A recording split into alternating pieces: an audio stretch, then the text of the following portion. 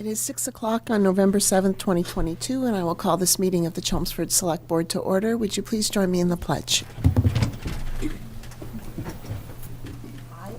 pledge allegiance to the flag of the United States of America and to the republic for which it stands, one nation, under God, indivisible, with liberty and justice for all.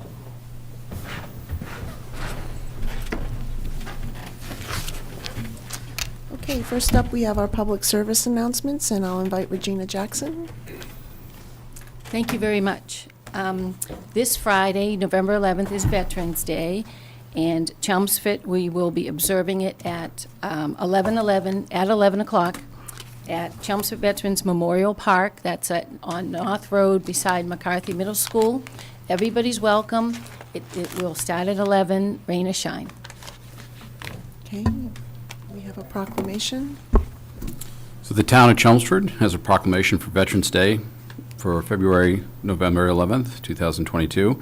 Whereas November 11th was the day on which the armistice ended World War I was signed, and whereas this day has been set aside to commemorate the men and women of the United States who have honorably served our nation in the armed forces, and whereas on Veterans Day 2022, we offer our support to those veterans who suffer illness and disabilities resulting from their service, and whereas there are approximately 3,000 veterans living here in the town of Chelmsford, now therefore, we, the Select Board, do hereby recognize Friday, November 11, 2022, as Veterans Day, and on this day urge the residents of Chelmsford to remember the personal contributions of all veterans in their community and nation, and to demonstrate their respect and gratitude in appropriate ways.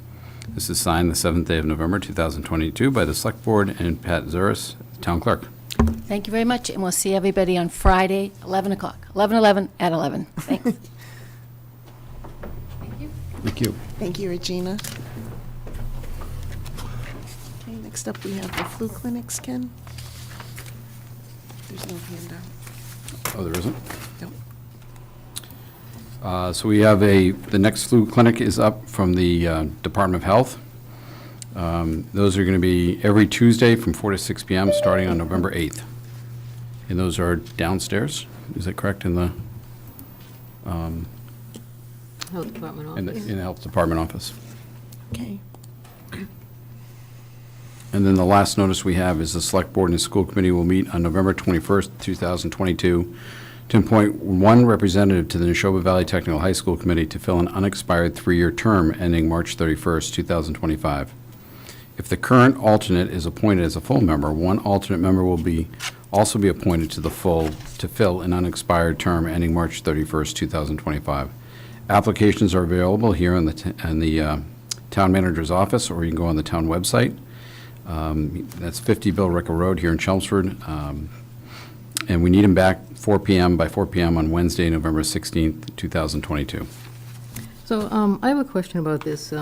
It just seems like we're awfully quick to fill Dawn Ayer's spot. As you know, Dawn passed away a week or so ago.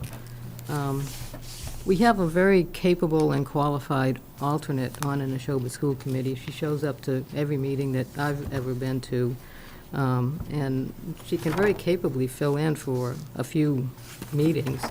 I guess I don't understand why we just don't do this in March, when we typically do the appointments to Neshoba, and just have 2 appointments in March, one for the unexpired term and one for whoever's seat is up at that time. Just a thought. I mean, you're asking for applications to be turned in, just over a week, and that also seems... 2 weeks. No, it says they have to be here by November 16th, which is just a week and a half. I think we placed the advertisement last week's paper, so I think it was roughly 2 weeks for the deadline for the submission of applications. Well, be I mean, interesting. if no one applies, we can at least fill with the alternate, right? But if we have people who apply, then we'd be able to fill both spots. I don't know. I almost think it's, disrespectful for Dawn to be filling his seat in 2 weeks after he's passed away. Just my thoughts, but whatever. Paul? I mean, the, the district agreement calls for the filling of a vacancy in the manner of the appointment. Basically, you know, I have a lot of respect for Don Ayer and thought very highly and appreciated Don. I think one would realize that we're in a very busy period for the district as well as the town in terms of the months that are ahead, in terms of they've got to formulate the district budget and other business. And it would just seem to me that for Chelmsford to be represented, the town should try to have a full complement of members and alternates, which is in my discussions with the chair in terms of the decision to place the notice on tonight's agenda, as well as to place notice of the vacancy. So it was not a manner of disrespect. It really was a manner of fulfilling the town's responsibility on the board. And the manner of why it's written in terms of an alternate is I don't know, you know, perhaps the alternate may be appointed as the full member, which could happen. And as you said, it would be a distinction without a difference. But again, if there's somebody else who wants to be the alternate, then at least we do have somebody available in the event that there is an unforeseen absence by a Chelmsford representative, either for meeting or meetings in the months ahead.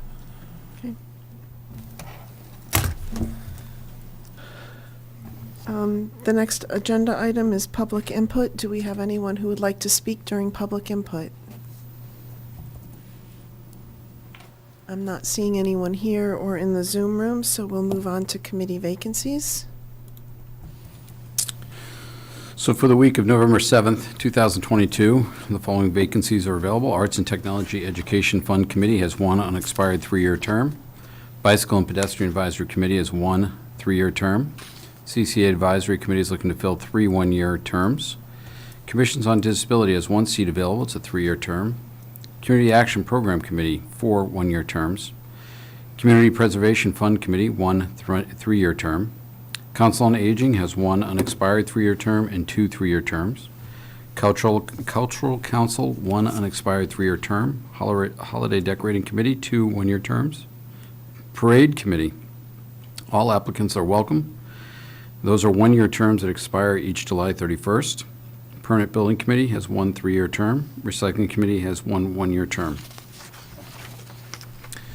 If you're interested in serving on a town board or committee, please complete an online application available on the town website.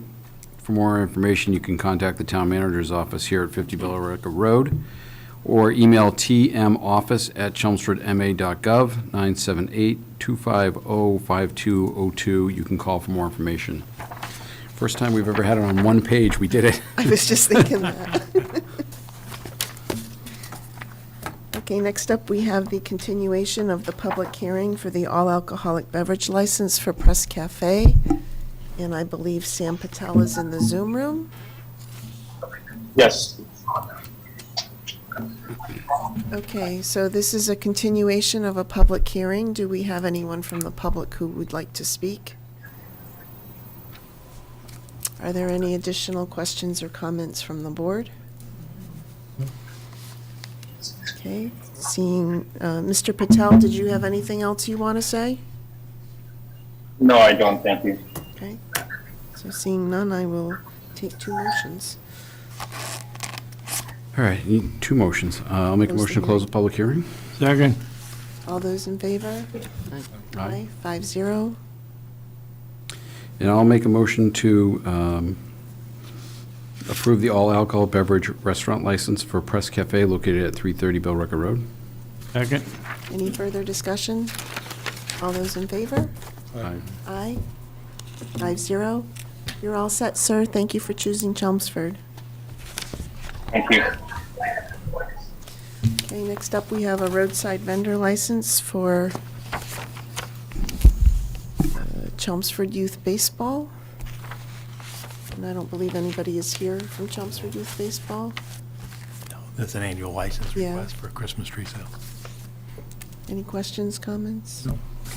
I'll make a motion to approve the roadside vendor license for Chelmsford Youth Baseball to operate at 75 Chelmsford Street on the 110 ball fields from November 25th of this year to December 23rd.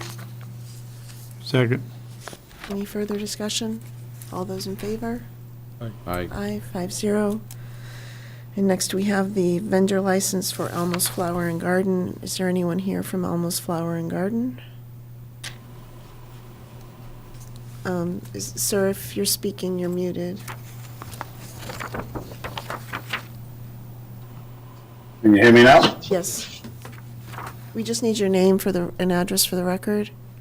Yeah, it's Andre Daigle from Elmo's Flower and Garden Center at 313 Willard Street in Drake, Mass. Do you have any questions for Mr. Daigle? This is also an annual license. Okay, if not, I'll take a motion. I'll make a motion to approve the roadside vendor license for Elmo's Flower and Garden Center to be operated at 55 Graniteville Road from November 25th to December 24th, 2022. Second. Is there any further discussion? I thought I just saw Kevin Sullivan entering the meeting, but. Okay, Kevin Sullivan? huh? Kevin Sullivan? I thought that's what it said. Oh, that's assessors. Yeah. Okay. Yes. All those in favor? Aye. Aye. 5-0. You're all set. Thank you. Thank you. Good luck. Just in time. Okay, next up, we have the tax classification public hearing, and I believe we're starting with a presentation by the assessors. I see Frank Green in the Zoom room. We have Sam Chase in this room, Frank will be along shortly. and Kevin Sullivan is also in the Zoom room. Oh, good, good.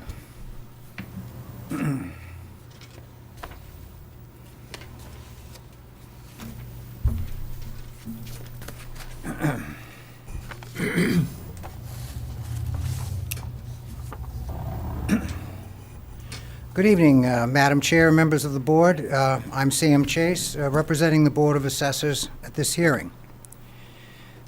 Assessors are appointed by the town manager for a 3-year term. Current board members are Jack Duffett, Kevin Sullivan, and Sam Chase. The town manager appoints the chief assessor, Frank Green, who manages day-to-day assessing operations. The property valuation process is based on standards established by the American Appraisal Institute and governed by Massachusetts law. Residential properties are valued using the construction cost and sales review methods together. Commercial properties are valued using cost, sales, and income capitalization methods together, 3 methods. The results are checked using standardized statistical testing methods to arrive at a market value for a specific property type. The Department of Revenue reviews the assessor's work and must certify that all real estate values meet the legal standard of being at full and fair cash value before a uniform tax rate can be finalized. Assessors don't set the property tax rate. A uniform tax rate is calculated by dividing the amount to be raised from the tax levy by the total certified value of real and personal property that is subject to taxation. After that determination is made, the Select Board then decides whether that uniform rate will apply or whether commercial and residential properties will be taxed at different rates, the so-called classified or split tax rate approach. Tonight's public hearing is the beginning of that process.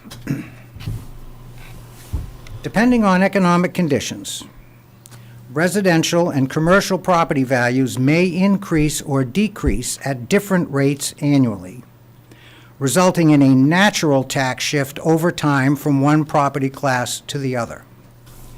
To allow communities to compensate for rising residential versus stagnant commercial property values, the state implemented the split rate system known as tax classification about 40 years ago, but they didn't give any guidance to cities and towns on how or when to apply it. They left that decision up to local select boards and city councils. Currently, about 1/3 of Massachusetts cities and towns split the tax rate. There seems to be no consistent reason why some cities and towns choose to do a tax shift while others do not. A few towns try to rationalize residential and commercial property levy shares to a predetermined fixed percentage. Area examples are Tewksbury, Maynard, and Littleton. Some Massachusetts resort or summer towns assume that commercial properties put more burden on local infrastructure than residential properties do, and they use that logic to provide tax relief to homeowners via a tax shift. Examples include Nantucket, Oak Bluffs, and Rockport. After conducting an exhaustive study in 2004 on the effects of split-rate taxation, the Massachusetts Department of Revenue concluded that the overwhelming number of communities that split the tax rate do so only to provide tax relief to residential taxpayers, and they don't try to justify their action on any other basis. The Chief Assessor will now walk you through a presentation designed to make it easy for you to see how various rate and exemption options can impact property taxpayers. You can also see how Chelmsford's property tax burden compares with other towns in our area. Hopefully, this information will help you reach an informed decision. Now, on behalf of our board, I want to express our gratitude to Frank and his very capable staff for the outstanding work that they do to ensure that residents are treated fairly and courteously. Residents who have questions concerning property valuations should feel comfortable in contacting the assessor's office at 978-250-5220, or you can do it through the town's website. Frank and his staff are always available to assist you. Thank you, Madam Chair, and I'll turn the balance of the presentation over to our Chief Assessor, Frank Green. Thank you. Thank you, Sam. Madam Chair. Tonight's presentation is for a public hearing held each year as required by law. After the discussion and a review, the Select Board decides whether to tax all classes of property the same or at different rates. Some of the areas that we're reviewing will include the residential, this commercial industrial, the personal property. We'll also review the abatements, the compliance for I&E, split rate, the minimum residential factor is established by the Department of Revenue, historical review of the tax rates, the values, and the levy shares, and the effect of the various rates of the shift on the tax rate for each property. The other areas that we'll be reviewing are exemptions, abatements, and compliance, and most importantly, the small commercial exemption, the residential, and the open space. Small commercial exemption is awarded to those that are properties, commercial properties, that are valued at less than $1 million with no more than 10 full-time employees at all locations. The tax burden, it's a shift within the CI, within the commercial industrial, and the burden is shifted away from those that qualify to the commercial and industrial. We've had this small exemption since fiscal 19, I believe was the first year. The residential exemption is granted to residential properties with their principal address is within Chelmsford. It reduces the taxable valuation on the property up to 35% on all average assessed value of all residential class properties in the town. It shifts, once again, the burden to apartments, non-residents, seasonal problems, that sort of thing. The open space is irrelevant in Chelmsford in that we don't recognize open space in the traditional way in terms of this exemption. Abatements, fiscal 22, you can see it's relatively stable going from 21 to 22. Residential, there are 32 that filed, 12 that were abated. Commercial, 30 filed, 7 that were abated. Very similar the prior year, a little elevated in fiscal 20. For the compliance on the income and expense, a little bit lackluster this year at 43%. 595 were mailed out, 250 were returned, a compliance rate of about 43%, which is probably off 5 or 7% from previous years. The split rate, the minimum residential factor, is established by the Department of Revenue. It just requires that we tax the residential at least 65% of the basis. Once again, this is established by the Department of Revenue, and we can't go up, that is to say Chelmsford, at least the next number of years, any higher than a 50% shift. This is a spreadsheet I've had out before. I added a couple more columns to the right that I thought were noteworthy. But this goes from 2009 to 2023. And you can see that the assessed value, sort of in the middle, slightly to the right, the average assessed is $573,000. That's up $76,500 from the previous year. That's by far the largest increase we've had in quite some time. That's roughly 15.4%. The average over that same time frame was 11,800, or 3%. It's also worth noting that given the 22 sales, the sales I'll be looking at for the upcoming fiscal year, it still shows that the values are still climbing, at least through the first 8, 9, 10 months of the year. Maybe as much as, it's hard to say until we get the last quarter in. However, it still shows that the market was strong through August, September, that time frame. The historical review includes fiscal -- we go back to 2010, and this grabs surrounding communities, most of which about Chelmsford. And we can see that since that time frame that the increase has been about 3.38%, and that's right in the middle. If you array these high to low, it puts it right in the middle of the communities that are represented here. This is a spreadsheet that was added about 8, 10 years ago of, once again, surrounding communities and the communities that surround those communities, kind of reaching out quite a few miles here. Basically, the intent of it was to show the average tax bill for close communities, as well as their rank high to low. This goes through fiscal '22, I believe. This is a spreadsheet, once again, that shows the fiscal '23 projected. Highlighted in the middle is the 120, which is, of course, where the split is now, what it would be if we were to hold that 120 split. And this shows the increase and the difference really from if it was a single tax rate to any shift that's noted. It has the residential factor on the far right. This is a graph that... So, excuse me, Frank, so this fiscal year, our residential factor is the .9635? That's right. If we were to hold the 120 that was adopted last year, I just showed that for purpose of comparison. Yep.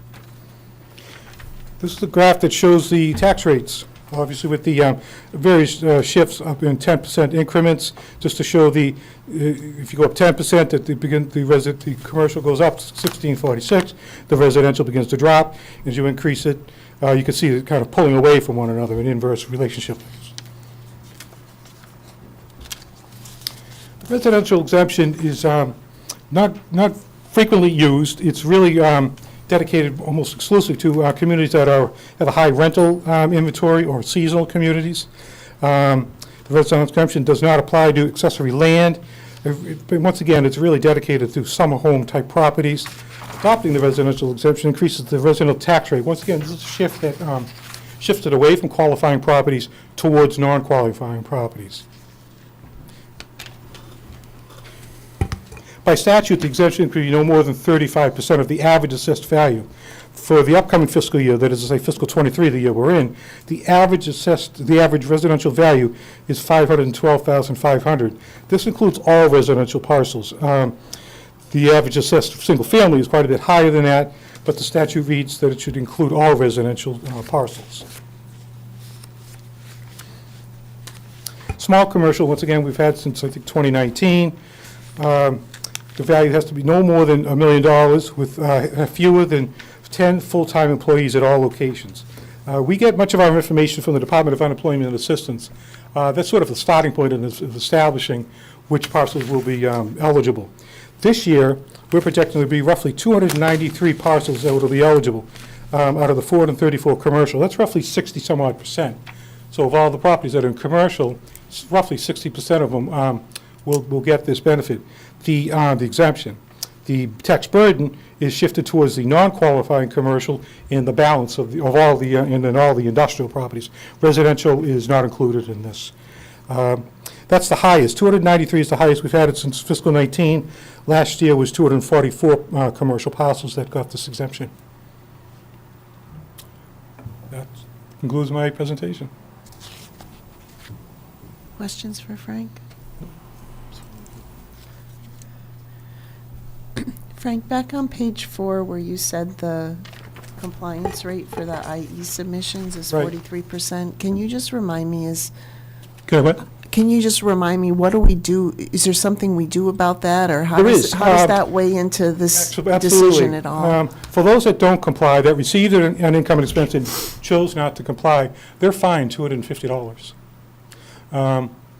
That's mandated we can do as little as 50 or as high as 250. This 43%, again, is the lowest compliance we've had in a number of years, other than the COVID year. Don't they forego their right for abatement? The state average compliance is 27%, just for a point of reference. It's something in working with the CBA that compliance improved quite a bit. I don't know, when we started working with them, getting them, encouraging them to both apply and then informing them to what we do with this information and what we don't do. This is kept confidential. I'm not allowed to distribute it to anybody, to a competitor certainly. So once they were comfortable with that, I think compliance picked up quite a bit. Thank you. Thank you. Any questions for Frank or the assessors? Okay, this is a public hearing, so is there anyone who would like to provide public input? Just a reminder, we just need your name and address for the record, please. Good evening, everyone. My name is Tom Boucher, 14 Galloway Road, Chelmsford. I've been a lifelong resident of Chelmsford, as well as I'm presently serving as president of the CBA. I know you guys have seen me year after year. I think this is my third presentation on pleading on behalf of the business community in town. We all know the issues. I'm not going to go into detail on the things that we agree with or don't agree with. But, you know, at the end of the day, what we saw from Frank's presentation and we see year after year after year is the business community is a minority taxpayer that ever since we went to a classified split tax rate, we've really been taxed unfairly, right? We're taking a bigger burden of the pie, but we're a smaller piece of the pie. And we understand why things happen, and you have been generous over the past couple of years to try to right the ship with bringing that rate back to parity. And I'm here today on behalf of the CBA to ask for you to continue in that regard. I think what we're seeing from Frank's presentation, and I spent a bit of time looking at his math, is, you know, I've said this time in, time out, taxes go up year after year. Some of us can afford it, some of us can't afford it. Love to see taxes go down. I'd love to see spending go down. I think if spending decreased, then we'd see taxes go down. It's a pretty simple formula. But at the end of the day, our taxes are going up once again. And our taxes this year, from what I can tell, is if we keep the same split rate today, the average residential tax bill is going to go up by $433. Listen, I know it's going to be a hardship for some people. It's not going to be a hardship for others. But what I would submit to you is the one thing that, forget about all the other things we've always complained about and thought about to argue our point, but, you know, inflation is real. Inflation is impacting everybody, whether you're a consumer or a business. But what you're probably not hearing, at least I don't seem to hear a lot about it, and I kind of pay attention to this stuff because of the business I'm in, but the producer price index is a lot higher. It's increasing a lot higher than the consumer price index. What that means is that businesses aren't passing along the extra costs to do business. There may be, you know, big companies out there that it doesn't matter, but I'm talking about Chelmsford. I'm talking about small business community in Chelmsford. I'm talking about the mom and pop shops in Chelmsford, that restaurants, for instance, you can only charge so much for a cheeseburger, right? At some point in time, when a cheeseburger costs $25, you're not gonna buy there. And that's what we're seeing. So they're holding back their price increases to maintain their customer base in hopes that inflation will actually decline at some point in time. We've heard the term transient. I believe there's some of that out there, and perhaps it's, you know, commodities, foods, and et cetera is a big part of it. But we want these businesses to stay in business. We want to keep going out and eating hamburgers in our local shops. And I just think it's important for us to keep that in mind when you decide what you want to do with the split rate this year. If you ratchet it back to 110, it sounds like a lot, but it's another $120, $130 a year for the residential, average residential taxpayer. In the scheme of things, it's not a big deal, but it means a lot to the business community, and it gets us back to parity where we should be to begin with. So I just ask you to consider our presentation tonight when you decide on how you want to split the tax rate at your next meeting. And I thank you very much for listening to me. Thank you, Tom. Thanks. Is there anyone else who would like to provide public input?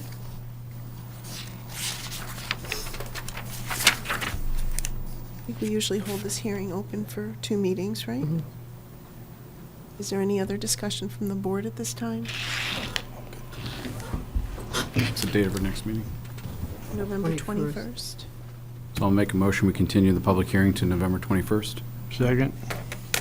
All those in favor? Aye. Aye, 5-0.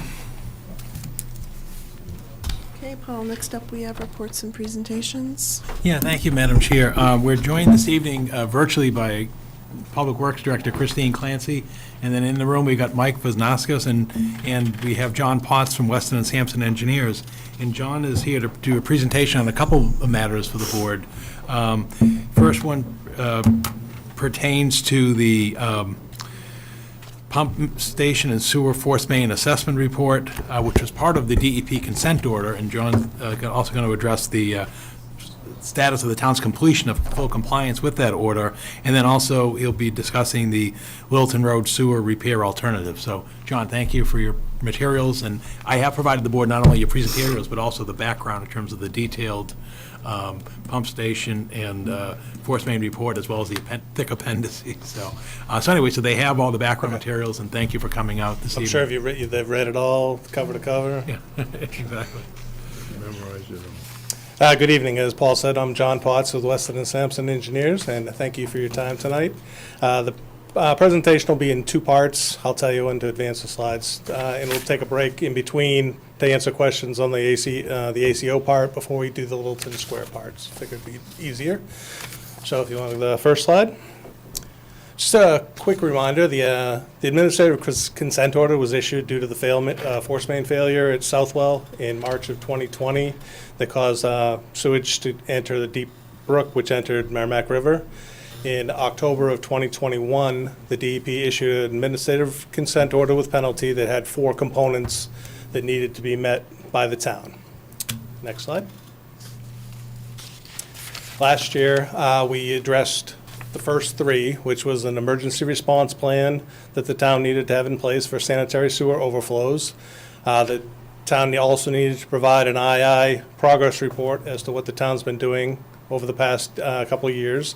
And the third component that we issued last year was just a progress report of components that the town undertook and other investigations for II. Next slide. The fourth component was that by October of 2022, the town prepare a pump station and force main assessment report and submit that. That report was submitted to Mass DEP on October 3rd this year in compliance, and that satisfies the last requirement. DEP is, I'm sure, it's under review. They acknowledged receipt of it. Mass DEP told me that they would be reviewing it and getting back to me with comments at some point, so I anticipate hearing something from them in the next couple months, I'm guessing.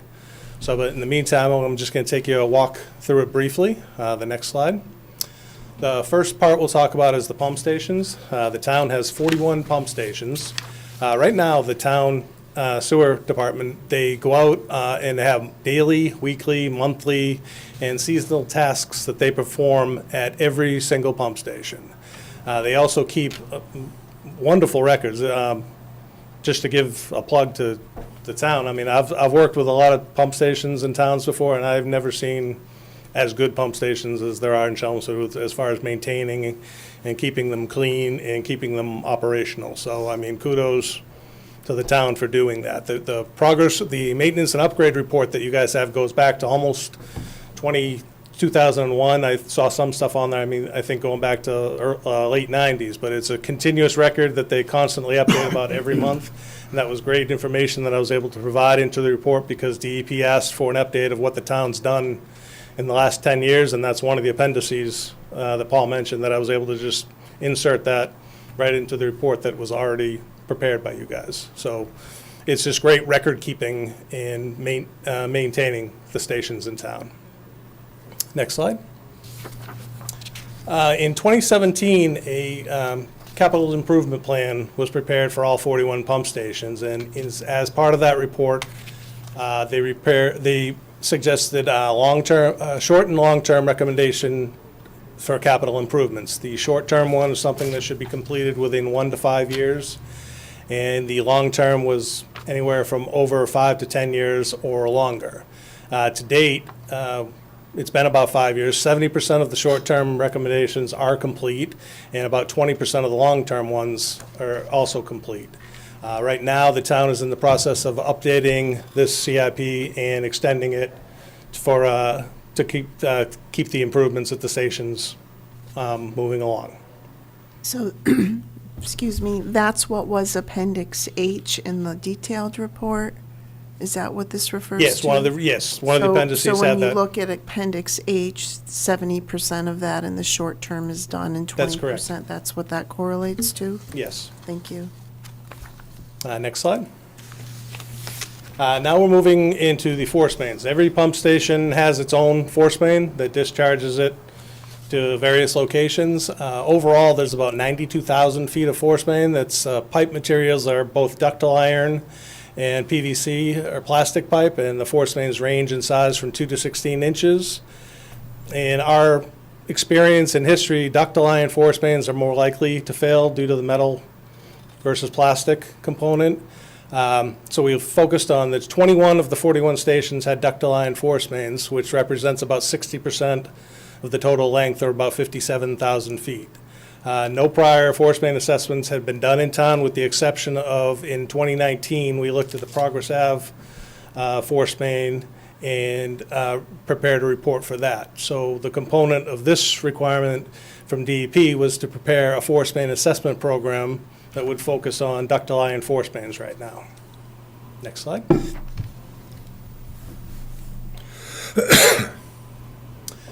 So in order to predict, one of the big things that DEP was looking for is they wanted to look at the likelihood and consequence of failure, like we saw at Southwell when the force main fails. So in order to develop that, we created a matrix that looked at various components and parameters for each force main. The components that we took into consideration were the age of the force main, the number of bends, because a lot of time a bend will fail because of the joints and because of the pressure hitting it when it's turning in the bend. The proximity to wetlands, streams, and water bodies, which is a big component of a consequence of failure.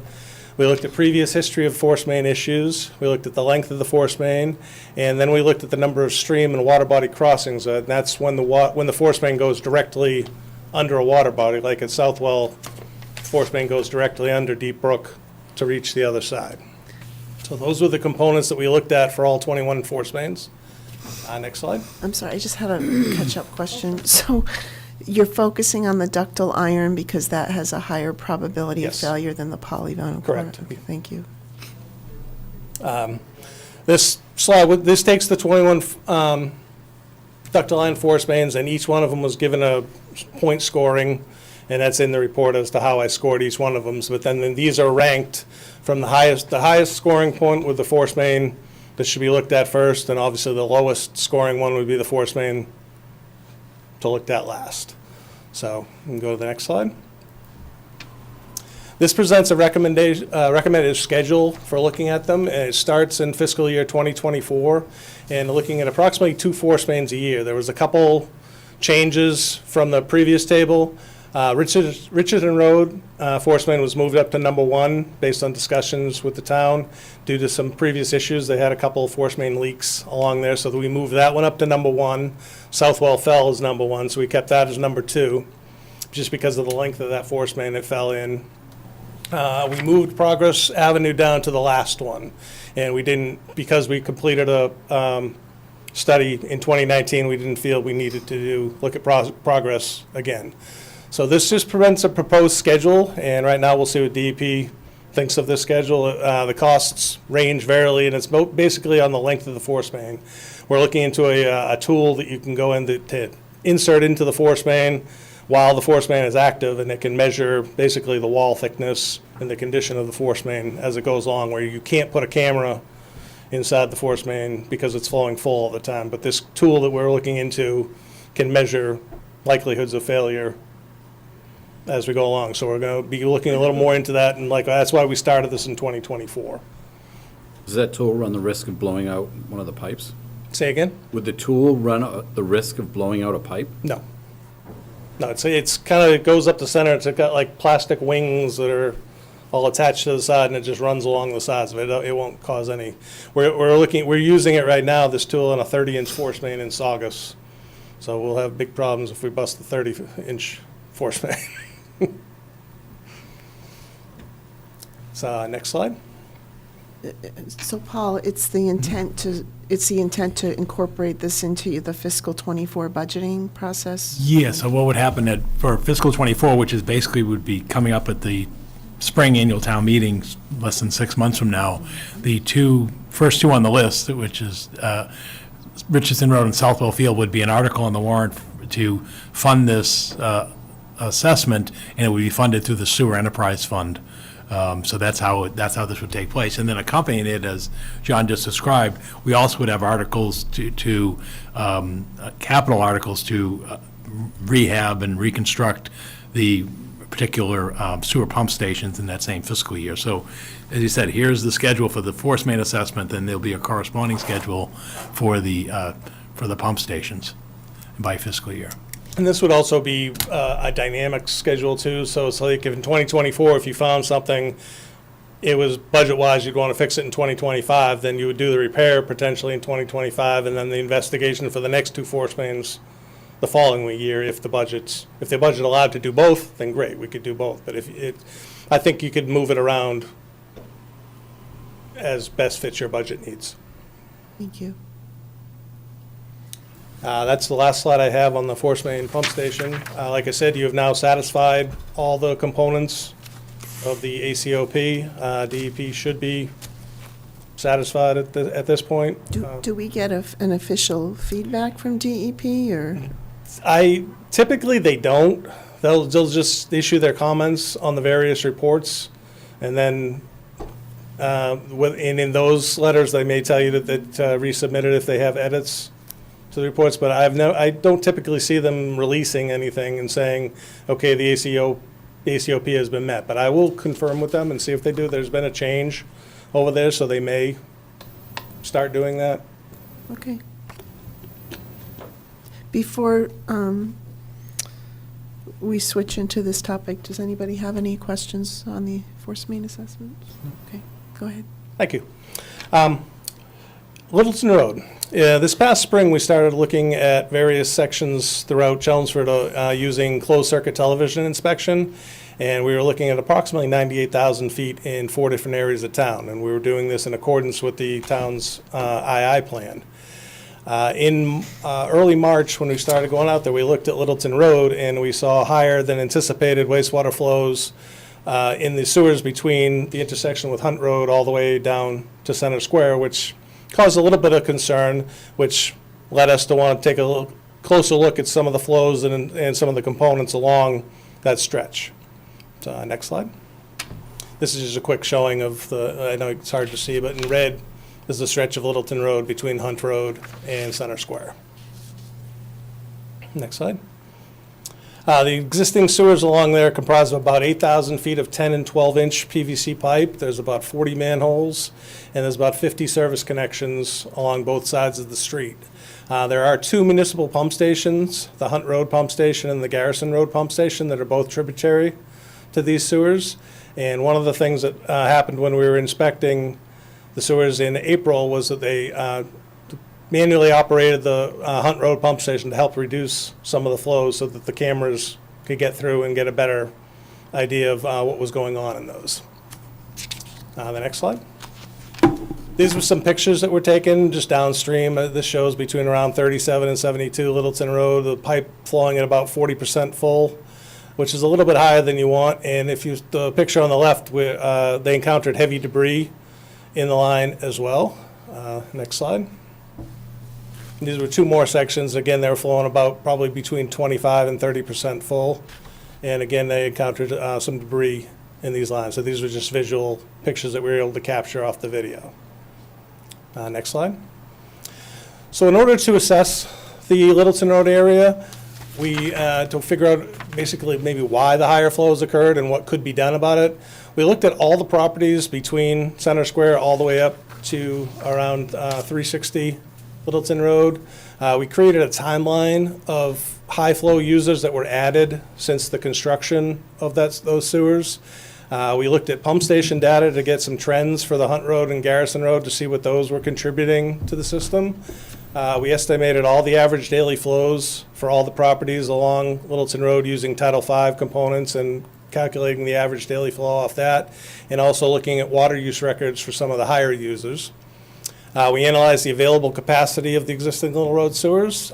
We identified vacant lots along there for potential for development. And we also, if we wanted to try and move some of the flow, I think I talked about this when I was here in June, we had about 4 options that we looked at to compare options if we wanted to remove some of that flow out of Littleton Road and send it basically to larger pipes downstream. So all of these components were looked at as part of our study. The Littleton Road sewers were built between 90 and 91 in order to connect the courtyard condominiums to the town sewer. At that time, sewer service connections were provided for all the parcels from 360 down to Center Square. And this work was completed by a private developer, the same developer of the 360 Littleton Road property. I think it was McBride was the property owner at that time. Over the years, this is a list of the large apartments, condos, and developments and other that was added, and the timeline that's shown. Like I said, the sewers were constructed between 90 and 91. In 2003, Kensington at Chelmsford was added. In 2004, the Neshoba Valley Technical High School was provided a connection to those sewers. 2005, the Hunt Road area was added. In 2006, the Garrison Road was added. Garrison pumps over to Hunt, and then Hunt pumps into the sewers on Littleton. In 2007, the Woodland Square condos at 262 were added. And then not till 2015 was when Chelmsford Woods came on, and then Beaverbrook Crossing came on in about 2020. So again, these were all properties that were developed after the sewers were constructed. Next slide. So in looking at the Hunt Road flows, we looked at pump station runtime data, which just shows you how many hours a month in a year that the pump runs, and then we can translate that into the flows based on what the pump's output is. We went as far back as 2013 in January through August of 2022 to look at the flows for both pump stations. It should be noted that starting in 2015, some improvements were made to pump 1. Actually, why don't you go to the next slide? It's easier to show in the colors here. What's shown in the blue is pump 1. What's shown in red is pump 2, and the purple is the combined of the 2 pumps. And what that does, these bars are just showing the number of hours that the pumps have been running over the year. And in 2015, they improved pump 1, so you'll see the blues immediately drop down over the next few years. And then in 2018, pump 2 was improvements were made to pump 2, replacing the impellers, various other components of the pumps. And in the last 4 years, those pumps have been running significantly less than they ran the previous 6 years. So when we were looking at the flows, we focused on the last 4 years because that was the most recent relevant data. So over the last 4 years, the average flow from the Hunt Road into the Littleton Road sewers was approximately 86,000 gallons per day. Next slide. And as I said, I looked at all the properties upstream of Hunt Road and to look at the capacity to see if there was a capacity issue that was happening in Littleton. And about the average daily flow upstream of Hunt is approximately 140,000 gallons a day, or 0.14 million gallons a day. And again, you have the apartment complexes, you have the trailer park up there, you have the high school, and there's numerous commercial and industrial properties, as well as a handful of residential properties. And again, the flow from the Hunt Road station was adding another 0.086 million gallons a day, or the 86,000 gallons per day. Next slide. This is just showing that manholes, when we were investigating, what you can see is red there, that's 10-inch sewer, and then the light blue is 12-inch sewer. At around manhole 4067 is when the sewer transitions from 10 to 12. In the inspection reports, the issue started to arise around manhole 4062, was when we saw the higher flows, which was a little bit further downstream.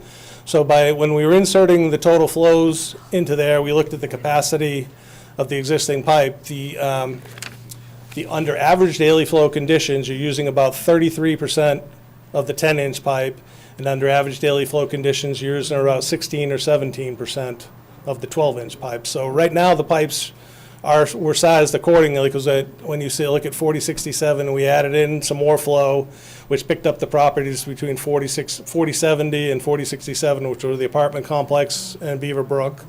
And then further down, we added a little more flow that was picked up by the further condos down as you go along. So the analysis under average daily flow conditions is that the pipes are sized appropriately.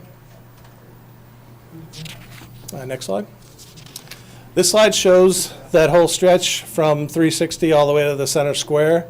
The properties that I shaded in orange are all the large users, the condos, townhouses, apartments. The area shown in the light blue is the trailer park. Green is all the town-owned land along that stretch, which also includes the quarry. And the pink is basically with the only vacant lots that are available. There are only 4 vacant lots that I could find. One is up in off of Kidder Road, which those are low-pressure sewers. So those would be, if they was connected or expanded, that would have to be a low-pressure system. The next one further down, I think it's the intersection of Oak and Littleton, is owned by Aggregate Industries, and there's a large drainage-type structure on that property, so that one is unlikely to be developed. As you come further down, just past Beaver Brook, that entire lot is almost made up of all wetlands, so there's unlikely development there. And the next one down was just a small little sliver, which was, I think, less than an acre down there. So there's really, it doesn't appear to be any development opportunities out there at the moment, other than if there was potentially a change in use of one of the existing lots. The next slide. So as I said, we decided to look at other repair alternatives of what you could do to get some of the flows out if that was an option. So we looked at 4 options. The next slide. The first option would be to remove all the 10-inch and 12-inch pipe from Hunt Road and replace it with larger pipe. And one thing I forgot to mention on the earlier slide is you would have to go to the 18-inch sewers down at Summer and Brooks Street, I think it was. There's a 18-inch pipe there, which you would have to extend it all the way to. So it's about another 1,000 feet of pipe to get to the 18-inch pipe to make these connections. So all these options were based on going all the way to Summer and Brook. So like I said, that one was just remove in place in kind with a larger pipe. The second option was to take the force main of Hunt Road out of the Littleton Road sewers and extend the force main all the way down Littleton Road into Summer and Brook. Next slide. The third option was to install a gravity sewer that was parallel, that could be installed at approximately a shallower depth. You wouldn't have to pick up the service connections. They could stay on the Littleton Road sewer, and then we could connect the force main just to the gravity sewer that's installed under option 3. And then option 4, we looked at, we found that High Street was also another route that could potentially get over to Summer and Brook, but right now there's a lot of utilities out there, there's a lot of ledge out there, there's not very many corridors that are available. There's new drain, there was new water that was put in with the sewer, and the sewer is basically down the center of the road in most cases, so that would be extremely difficult, I think, construction-wise. And in both options 2 and 4, you would also have upgrades that would be likely necessary to the pump stations, because now you're changing the discharge location, so we'd have to run modifications to possibly to the stations itself that would include improvements. So when I was doing the costs, I included some costs to perform those upgrades. So next slide. This just shows the red, options 1 through 3 would follow the red route, and then option 4 would follow the blue along High Street to, like I said, at Summer and Brook, which is about all the way to the right of the screen. Next slide. When we looked at the costs, we took a component for construction, engineering, and then the total, and these costs are going to range between $5 million and $15 to almost $16 million to do any one of these options, the cheapest being 5, the most expensive being almost 16. Next slide. So in our conclusions and recommendations, that based on, like I said, that based on the average daily flows, the pipes are flowing okay under average daily flow conditions. The 10-inch pipe was at about 33%, which was, you don't really need to worry if your pipes start seeing about 80% their capacity. That should be really the point where you start to get nervous about your pipes in the road. And we didn't see, even with the TV stuff, we only saw about as high as 40 to 45%. And then there isn't a lot of vacant land out there, so there shouldn't be any likely increases in the flow in the area.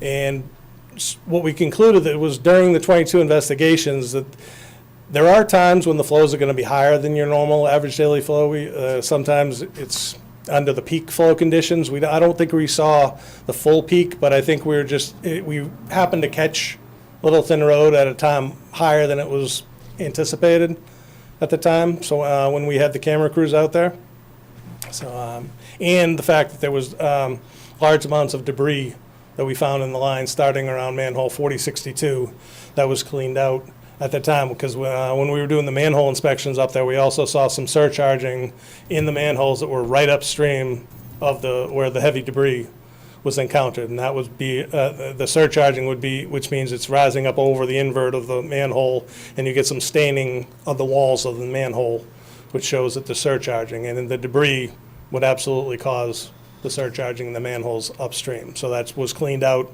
at that time when the TV crews went through. So the next slide. Again, just a reminder that there are some high users. The courtyard condos are 158 units. There's 246 trailers about. There's 116 units at Chelmsford Woods, another 144 at Kensington, and in the apartments between 175 and 189, there's about 288 units. The options are cost prohibitive, I believe, of between $5 and $15 million to just remove a little bit of the flow when the pipes seem to be handling it at the moment, so it doesn't seem to be worth spending that kind of money. One of the other options that we mentioned to me was about a packaged wastewater treatment plant up for that area. And when you're looking in the cost of the magnitudes for that, you're also looking at about anywhere from $4 to $5 million for a packaged treatment plant, and then you would also have to get the permitting. You would also have to find groundwater disposal sites for it, and then on top of that, you would also have O&M costs associated for the life of the treatment plant. So again, a treatment plant up in that area isn't worth the money that you would spend to only relieve a little bit of flow.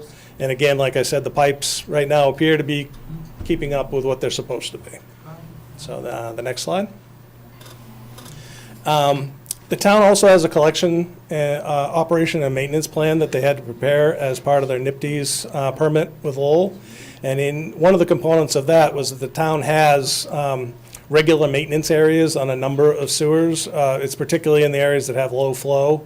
And in low flow areas, it has a tendency where debris can build up. So twice a year, the town goes out and flushes those lines to clear out the debris. So every June and December, the town's crews clean out those lines. So the recommendation right now would be that rather than spend millions of dollars, we're going to add the Littleton Road sewers between Hunt and Center Square to the regular maintenance list.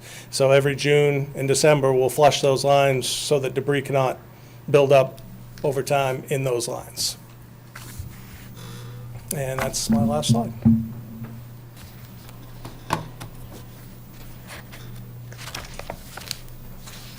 So basically, the issues that initially emerged, your conclusion or your hypothesis is that was because of debris in the It was a combination of debris, and so just at that time, they happened to hit it at higher flows. we keep up with the maintenance and the flushing and keep monitoring Just keeping it. an That eye will on it. validate whether or not that's the case. Yes. For the short, it's not worth spending, because you're not going to get a lot of flow out by taking, like I said, if you took Hunt Road out, you're taking out 86,000 gallons a day, which is about 30% of the flows. So you're still leaving 70% of the flows, and you're going to spend between 5 and 15 million to only take out 30% of your flow and just push it further downstream. So it just makes the most sense is to just kind of just keep an eye on the area, keep flushing it twice a year, and keep checking it. So part of your, well, we have other concerns other than the pipe breaking or a problem there. We're out of capacity in town. So that wasn't really talked about in your presentation anywhere. And I think my concern, or I think the reason why that question arose as far as building a package treatment plant out that way would be to not just direct Hunt Road, but more flow into a package treatment plant in order to gain capacity overall in the town. Is there a benefit there if we're trying to gain capacity? I don't think you're going to gain a lot up in that area, just for those neighborhoods. It's not going to make a big plunge into increasing, opening up more capacity, because you'd only be opening it essentially in that area, in those pipes, and there isn't a lot of area that I don't think that you can find where you would discharge the treatment plant. How much of the town's total capacity comes down that pipe? The total, it's about 140,000 out of 2.5 million. Off the top, I don't know the So math. 5%. So yeah, it's not a large percentage coming down that section. But it just, like when we said, when we first went out there with the TV cameras, it was cause for just a pause to say, well, maybe why, let's take a quick look at this to see if it's going to be, if it is a problem. Because the last thing we want anything to have is an SSO in that area, because that would be the biggest concern. But there have been no sanitary sewer overflows in that area. And like I said, you're under average daily flow conditions, the pipes are sized with enough capacity. So are you providing a detailed schedule with limits on what DPW should be doing as far as monitoring it? Yes, there'll be a full report that will include what DP, yes. Where to monitor it, frequency, and what they should be concerned about for action limits? Yes, so forth? I'm in the process right now of wrapping that up. I focused on getting the PowerPoint ready for you guys with the whole outline, and I'm just, within the next couple weeks, I'll have the full report like you have for the other one. Okay, so they'll know if a flag comes up that they should... Yep, correct. Okay, so you talk about debris that's in the pipes. So I'm assuming that means stuff that shouldn't be there? Is that, Leaves, sand, and how does that get in there?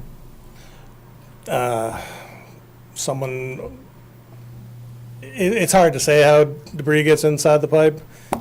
It's without seeing what the debris is, but a lot of times it's because of the slopes of the pipe. It also causes some of the solids to stay in place, which builds up. And we didn't see any evidence of grease up in that area, so it's not a grease buildup. It was just basically probably just dirt and sand that had built up over time.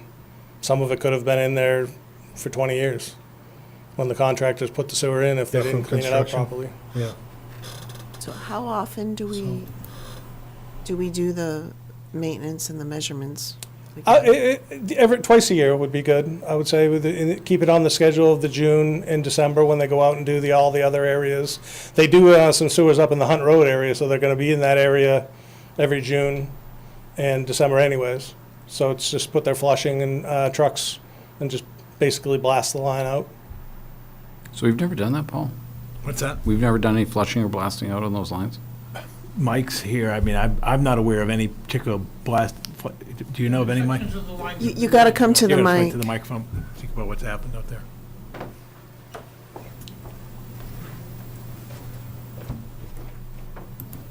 Good evening.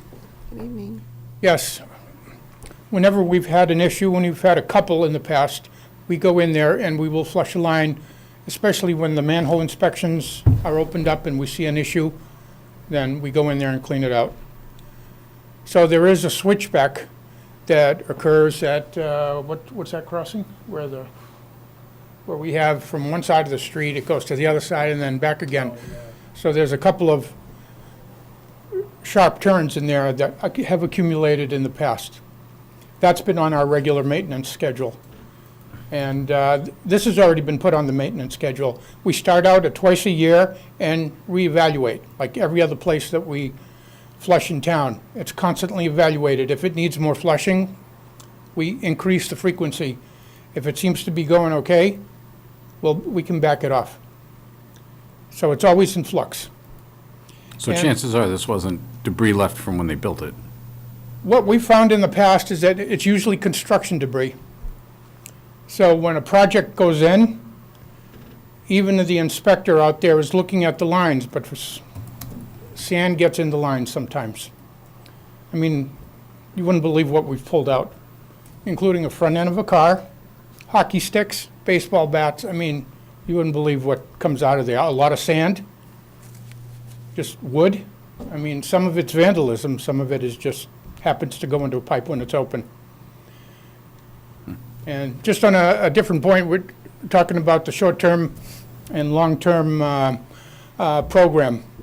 Right now, we have 3 years left on the short-term program, so we're a little bit ahead of the game on that. And there's roughly $100,000 left over 3 years to complete the short-term pump station improvements. The long-term, based on the conditions that recently we've come across with Myland Ave and the price is just going through the roof, I've reevaluated the whole pump station improvement program to a midterm and long-term. So I have not had a chance to talk to the director and show her the new schedule that we're putting together right now. But it is spread out over the next 12 years, starting out in '23 and then moving forward. So, be happy to answer any other questions. So Steve, I have a question on that list of the detailed one that we have from each pump station. I notice it says that there's probably a handful. It indicates that they're not used in the winter, they freeze in the winter. So what do you do when a pump, is that true that some of them are not operational in the winter? No. Okay. Usually what we winterize are all the water services to the pump stations, which were initially very few pump stations had water services. Okay, but we need water to maintain, to clean. So all the pump stations have water services. Because if they're not located in a building, which we're installing buildings now, then the services are shut down for the winter. Now, the backflow preventer is taken out and drained, so we have no freezing line issues. Is that what you were asking? Is there another? Yeah. Yeah.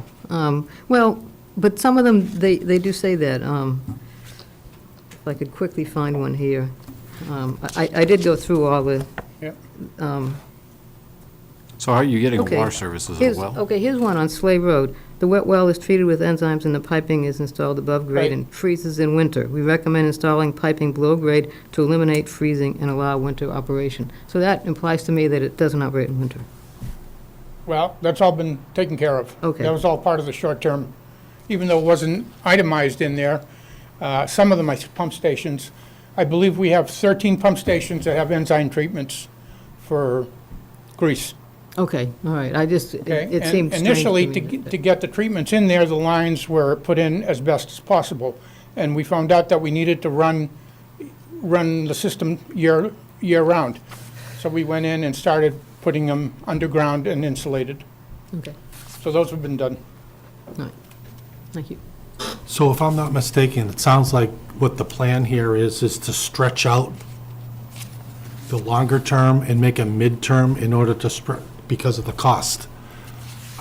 Once the director gets an opportunity to look that over, I'd like to see some alternatives to that, to find out, I mean, that makes sense on a spreadsheet, but it might not make sense from a practical standpoint, that we should advance that, and maybe that's an opportunity to spend or capitalize something differently, to make sure that we don't end up with a failure. Yeah, I think initially, Myland Ave brought it out because the engineering estimate for construction was understand. extremely high. a lot more than what was budgeted. So when I looked at it, we figured we can take all the, primarily a particular type of pump station, rebuild, which are the most expensive ones, and split it into 2 phases. The first phase would be put up a building, get the generator inside, the controls out from the can that's underground, inside the building, and do that as phase 1. And that cost is a lot less and within what the original budget item was. The second part was, which was redoing the piping and allowing for new piping that's usually done in the street. All right, the pumps change out. We go from below-ground pumps to submersible pumps, which are a lot easier to maintain and a lot quicker and safer, because we don't have personnel working in a can underground. Right. So that was the intent of upgrading all those stations. And again, those are spread over 13 years, the next 12 years, 12 to 13 years. So again, I haven't had a chance to present it to Christine yet and to get her input on it, but that can change. Right. I mean, we can Understand. take a pump station, say we're going to do the whole thing like Myland Ave. We can say, okay, let's find out what the actual number is going to be and see if we can deal with the cost. Yeah, my main concern is if we're stressing the system by pushing this out a little bit because of the cost considerations, if we need to do some kind of a hybrid of maybe what you're suggesting and maybe pulling it in a little bit, then we need to talk about that. Yeah. Yeah, I think what this does is, every time we do an upgrade, there's several things that go into it. One of the most important things is we look at the capacity and we re-engineer the pumps to get the most capacity. Now, capacity is not the same capacity as what we sent to Lowell. It's how much the pumps can pump at one time. Makes them more efficient. So we look at the actual operating conditions and maximize the efficiency. And that has a fairly quick payback period. I think John showed you when we do upgrade how the operating hours drop substantially, which reduce the overall maintenance cost. So it's complicated, but it's not that, Yeah, I mean, Christine is on the call tonight, but she'll be back next month, and I would anticipate by January, or certainly no later than early February, we'll come in with the revised plan, laying it out, what we're bringing in, and then the multi-year plan. Definitely. Yeah. Because you're right, you don't want a situation where Yeah, we're stretching it out and then we run failure, and it's just, because that's the worst outcome. I mean, when they're talking about clearing obstructions, that's also preventing backflow and also property damage, because if somebody has that backflow, that's going to create property damage, and then it creates an issue for the town in terms of the claims, in terms of insurance. It also creates a hardship on residents, and so that's what I'm saying. You're right. We've got to be mindful of the fact that, making sure that stretching it doesn't create a problem by delaying. And in fact, you're going to see this in the Capitol as well. For example, in looking at the high school and Capitol, there's a number of elevator projects. It's the same thing. You can stretch the elevator projects, but you can't have a situation where the elevator doesn't work at the high school. And then what do you do for the school year? So I understand the concept. And Christine and I and Mike and others will work on this. Yeah, and actually, the capacity issue, we've been working on it since the sewer commission was in charge. Right. And so we were aware of a capacity issue way back then, and we've been constantly analyzing where we can make improvements. But again, the limiting factor is what we can send to Lowell, unfortunately. Yeah. And until they give us more capacity, our hands are tied. Yeah. We'll continue to work it. Be nice if you could come up with a little bit, but I understand. Unfortunately, whatever you come up with is going to be I know. insignificant. I know. I run some numbers, general numbers, and they're not cost effective. I mean, there's, going to spend millions of dollars or hundreds of thousands of dollars, and what are you gaining? Like John said, we no, can. the Hunt Road, that makes no sense at all. Yeah, That makes zero sense. yeah, my concern You're was. just moving capacity over to the other side. You're not really gaining anything, because we already know that there's not much property left to be developed there, so Right. there's nothing really there. There's nothing to be gained. Yeah, if you're aware, it was over 10 years ago when the previous DPW, previous DPW director, and we upgraded the line in the center, was originally 8-inch. So we had a 12-inch line going into an 8-inch line, which was a serious problem. So that section has been upgraded to 12-inch. But like John mentioned, to do an upgrade, we have to go to 18 all the way to Summer Street. Right. Understood. So, okay. Any other questions?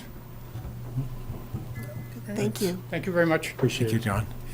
Madam Chair, if I may suggest, John was sort of our last consultant here, I Thank you, think. John. And we have Mary Donovan and some guests in the gonna room. ask you about Okay, that. thank you. I think it might be courteous to free up Mary. She's been waiting patiently for over an hour. If we could just go to agenda item 12. We can pick this up. Yep, so we will take number 12 out of order, if that's okay with everybody. She's very nervous. Hi, Mary. My name is Mary Donovan, Tanglewood Drive in Chelmsford, Mass., and thank you very much for letting me come and talk tonight. I am here tonight to ask the town of Chelmsford, the Select Board, and its residents to approve a pet cemetery to be run by and like the Chelmsford human cemeteries. Sorry to read this, but That's fine. pet cemetery will not be a burden or an added expense to the town or taxpayers if it is run like the human cemeteries. The cost of a pet plot, casket stone, and the charge for perpetual care would go back to the town to an interest-bearing account to cover the care for forever. Right now, there are 4,000 pets in Chelmsford registered here. I have just learned it's not legal to bury your pet in your yard. Nor when a human passes away, you can't go with you legally in your casket. It's illegal. Since no law is in Massachusetts to protect pets or pet cemeteries, I will be working to correct and have a law put on record. And petitions will be out shortly for January 2023 for the Massachusetts state laws. The size of your heart is what really matters when it comes to taking care of family, especially your pets for the end. Domestic animals, like all humans, are always in our hearts. A pet cemetery is a place where friends and family can visit their pets with security and safety for eternity in the Chelmsford Municipal Cemetery. Thank you for listening to me. I do have some paperwork. I have a suitcase full at home, which I will not bring you all, but I have one to give Tom Cohen, Mr. Cohen, for his records on the pet cemetery. I don't know if you people have realized there is wait a minute, since May 30th, I have discovered the pet cemetery that was in our neighborhood has been sold twice. You can't even see your pet's grave. We can't even go to visit. We've been told we have to get insurance if we go on the property. And they have been building a two-family house on top of it, and they have rented a third apartment. So I'm hoping that Chelmsford will help me to get a pet cemetery here. I know there is some town land that is available, which is called open space. And I'm hoping that maybe you people will help to give us some open space to put a pet cemetery. I will also work hard for you. I will even volunteer. I don't know what else I could do, but I do have a couple of pages for each of you. It's all right if I give them to you? Sure. I don't know, I'm sorry, this is the first or second time I've ever showed up to speak at a meeting. And I hope that you people will help me for the future. I think I owe you this one to put in your records. Thank you. So I Paul, hope I made enough. It's not everything that he has. Thank you, Mary. It's just a couple of pictures to show me. thank you, Mary. Thank you. There are 100 pets buried in. Thank you. I didn't have any. But I have more paperwork to show you a listing of where there is land available. Okay. So if you want more paperwork, my number, call me. Please help me and tell me what I can do to help you people to decide. Thank you very, So- very much. Thank you. So one second, Mary. So Paul Cohen and Yeah, that's fine, okay. And I'm sorry I had to write it. I It's don't no have worries. access to a computer. I appreciate your preparation. Thank you. Paul Cohen and Attorney Haverty, I understand there was a citizen's petition submitted, and there may, Mary? We're still talking about it, if you'd like to listen. It's okay. I just didn't want you to listen. No, you can stay at have the a podium. You seat. can stay at the podium or I have a just- seat. either one. Oh, I'm sorry. So what would have to, I understand that if the citizen's petition were to materialize, there's more work that needs to be done on it. Yeah, I mean, I did share the citizen petition that Mary drafted and submitted a couple weeks ago to the town and shared it with Attorney Haverty. And I think the primary and paramount immediate issue is to identify the property where it would be located.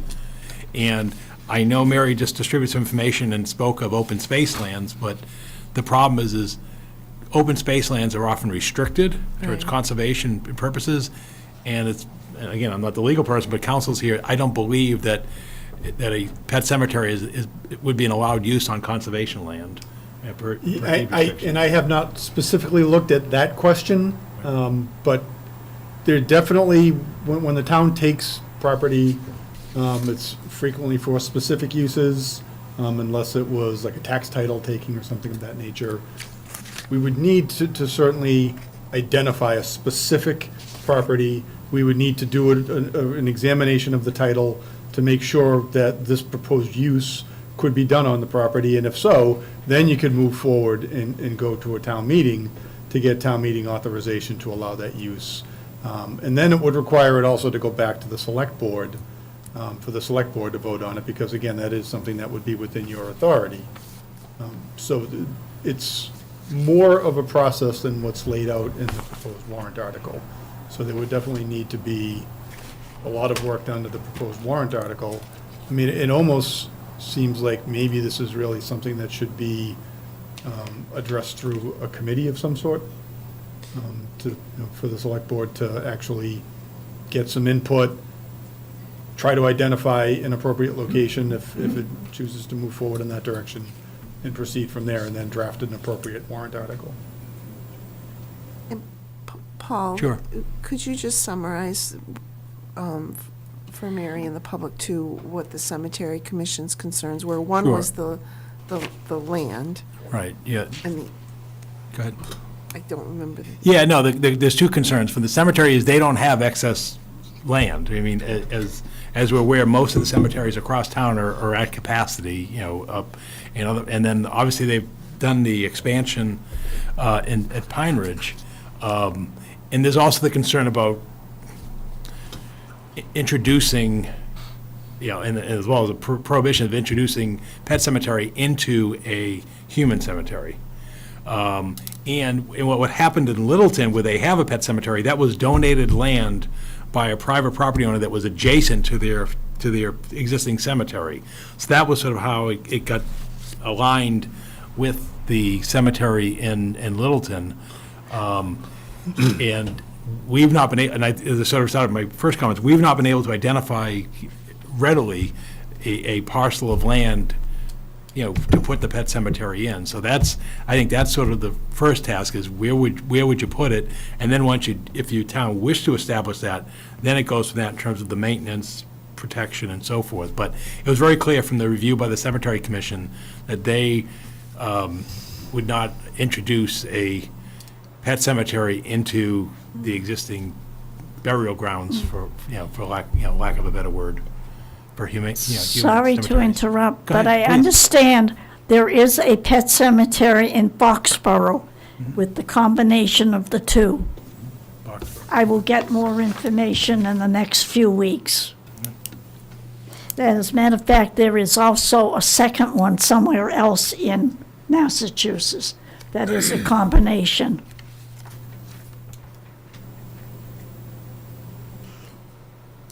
So again, the question is land, location, because, the constraint going forward is on the human cemeteries is limited capacity. And even at Pine Ridge, that's not unyielding either.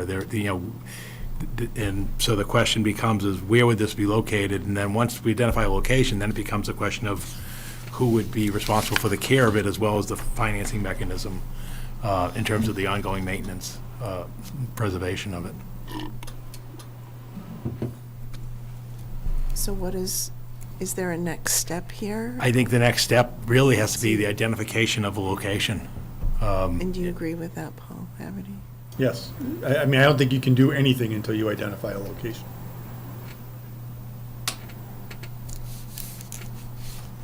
Comments or questions? No. Okay. Thank you And- very and much. yeah. Whoops. No, and and the problem is it's just not anywhere. So for example, we have a dog park. Right. But the problem with putting the pet cemetery by the dog park is, as we know, the dog park is located in a very well-sensitive area, and therefore that's not the appropriate location. So that's what I'm saying. So it's not just, grab a piece of land, it's where is the land, are there any constraints, and then, in terms of environmental or and then sort of look at how that then move forward.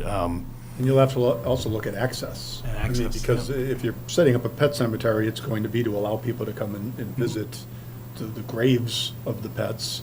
You're going to have to make sure that it's something that has appropriate access.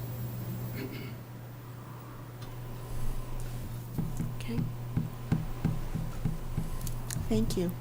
Okay, do you have any questions? Also, just to let you know, I am working with some senators that are going to be putting in the petition come January 1st, because right now they're all out on vacation, and it will be back.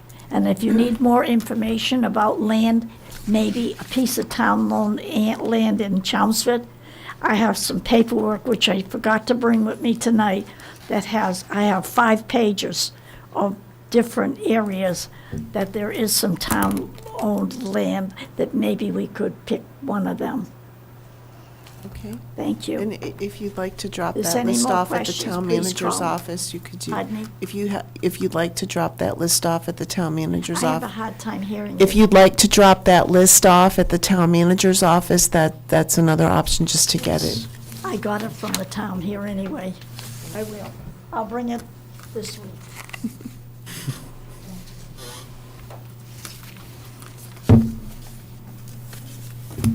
Okay, Paul, did you want to go back to sewer, or? If we can go back to Okay. item 9 where we left off, but a pilot program of looking at sewer inflow removal. And Christine Clancy has just turned her monitor on, so I really want to recognize Christine, because she's the one who's done all the work in terms of bringing forth a proposal for consideration this evening, in terms of identifying an area, to do a pilot program. So good evening, Christine. Thanks for joining us. Good evening, thank you. So this program is, I think we've been talking about what are the opportunities for gaining capacity, looking at short-term, mid-term, long-term solutions. I think this pilot program is really not, long-term solutions ultimately, as Mike had said earlier, we really do need additional capacity from Lowell. But in the meantime, what can we look at? And we looked at infiltration. I know we've talked about with the sewer bank policy. And just with the recent flow rates and seeing with the drought that we've been in, we are definitely seeing some correlation between higher rainwater, higher flows associated with rainier or wetter seasons. So there's likely some inflow in the system, and a lot of that is probably coming from sump pumps, roof drains.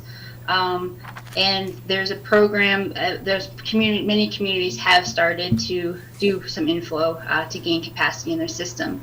And I think attached to this agenda is, so Kleinfelder had worked in the city of Cambridge. I know that Burlington has also done some inflow removal. This pilot program is really just trying to identify a number. We'll do 70 inspections. Just to see what the opportunities are for inflow removal. We'll reach out to, that's something that we'll have to figure out the locations as to where we'll target these locations. This is really pilot, so sample locations throughout the town. We'll do the inspections, or Kleinfelder and their consultants would do the inspections. Then they would see if it's feasible to do inflow removal and cost effective, estimating the number, the amount of flow that can be removed from the system and the cost of that.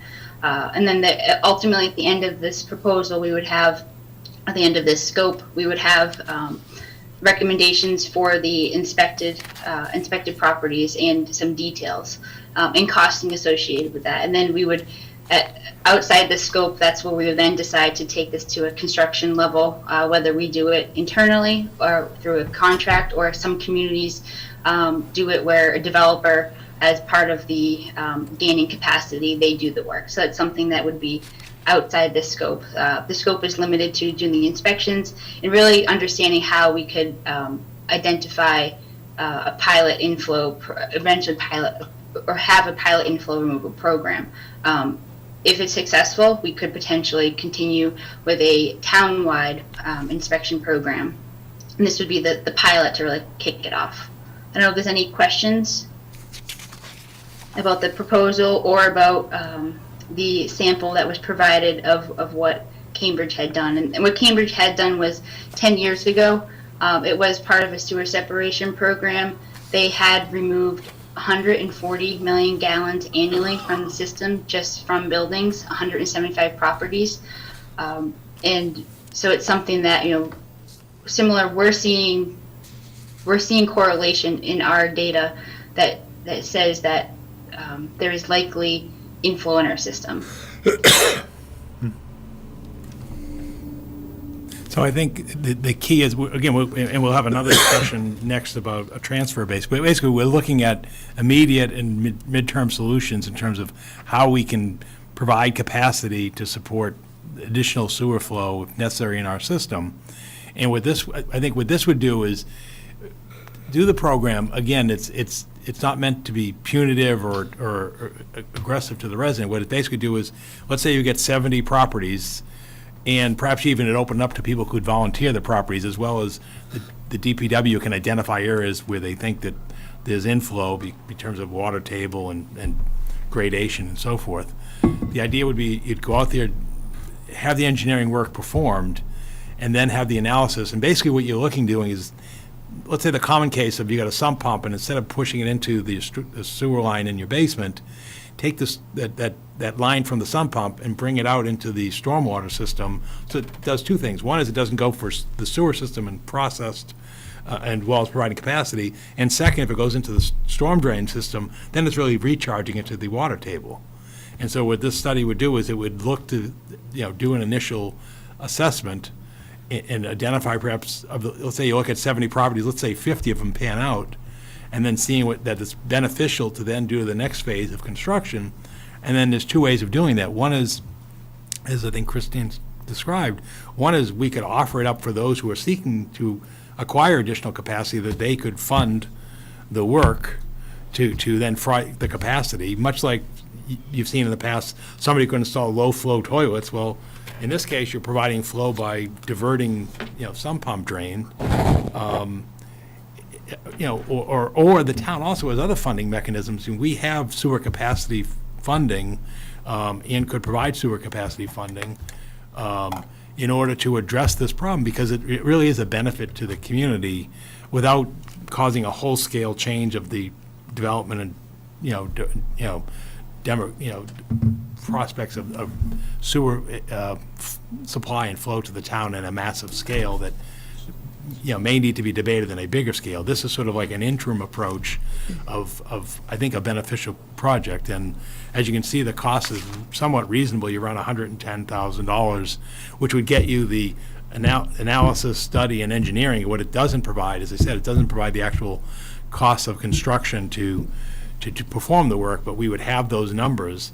And then therefore, if somebody needed to add capacity, then, for example, if there's a property on 129 that's looking to do one of two things, wants to add to their building, and their two choices are to put in a Title V septic system or something else, which, as we know, is currently before the planning board, or you could do an approach like this in terms of, hey, instead of funding that cost, fund this type of development and to provide the additional capacity to hold the town harmless in terms of additional flow. So I think, it's worth the investment to pursue this. It'll tell us two things. One is, what is our ability to garner capacity? Because we'll see later this evening, our flow for the first, October was the first month since February that we had above average rainfall. Not by much, but it was slightly above average, which means the water table is still low and the groundwater is still dry.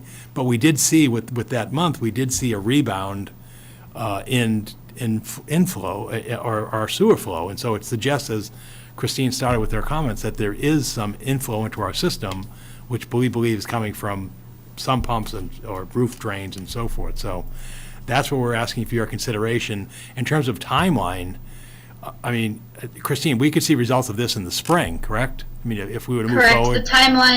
Correct. The timeline would be to kick off this program really December, January, do the inspections, do the analysis, so that we would have recommendations for the spring. And potentially could start implementing, that gets into the next phase outside the scope, but you could potentially be implementing by next summer, I could see. And what percentage do you think we would pick up in capacity? If it went beautifully according to plan and we captured all of it, how much would we capture? I guess that's the unknown, and so that's part of this pilot program, is to see what capacity we could potentially capture. I think when we're not going to be, so if we have 2.76 million gallons a day, I would say it's a percentage, whether it be 5%, 10%. It would be relatively small, but that would be enough to probably allow growth or some of the, for some of the applications that are or potential opportunities that are coming before the town.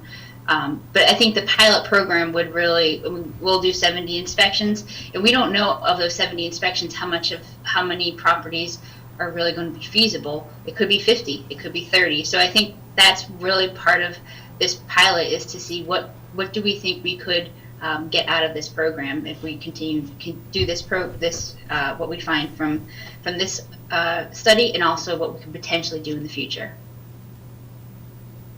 But I would say it would be, we're not going to add millions of gallons. It's going to be a percentage. I don't know if it's 5 or 10, but it's some capacity. So I'm just having trouble understanding the process steps. If you identify a private property where you want to do this inspection, does the town have the right to do that, or can the property owner say, no, I'm not going to let you on my property to do this inspection? And then if there is a connection into the sewer that we want change to go into stormwater or somewhere else, is the request to do that enforceable legally? And then are you suggesting that there may be ways to help the property owner pay for it by someone who has a vested interest in freeing up the capacity? Yeah, I think that, go ahead, Christine, if you, or I think we want to start out with a voluntary program. I mean, Okay. you know, and with the understanding that this is a voluntary program, and therefore you're not going to be penalized by participating in the program. So, for example, we offer the program to 70 property owners. We do the work. We're not going to then basically say, hey, now we know you're one of the people. We're gonna, you know, you've got to straighten it out. I don't think that that's, you know, proper. I don't think it's appropriate. So I think if you offer it as a voluntary program, with the understanding is that who knows what the program or a town's position might be in the future, that basically we want to, you know, better understand what's taking place.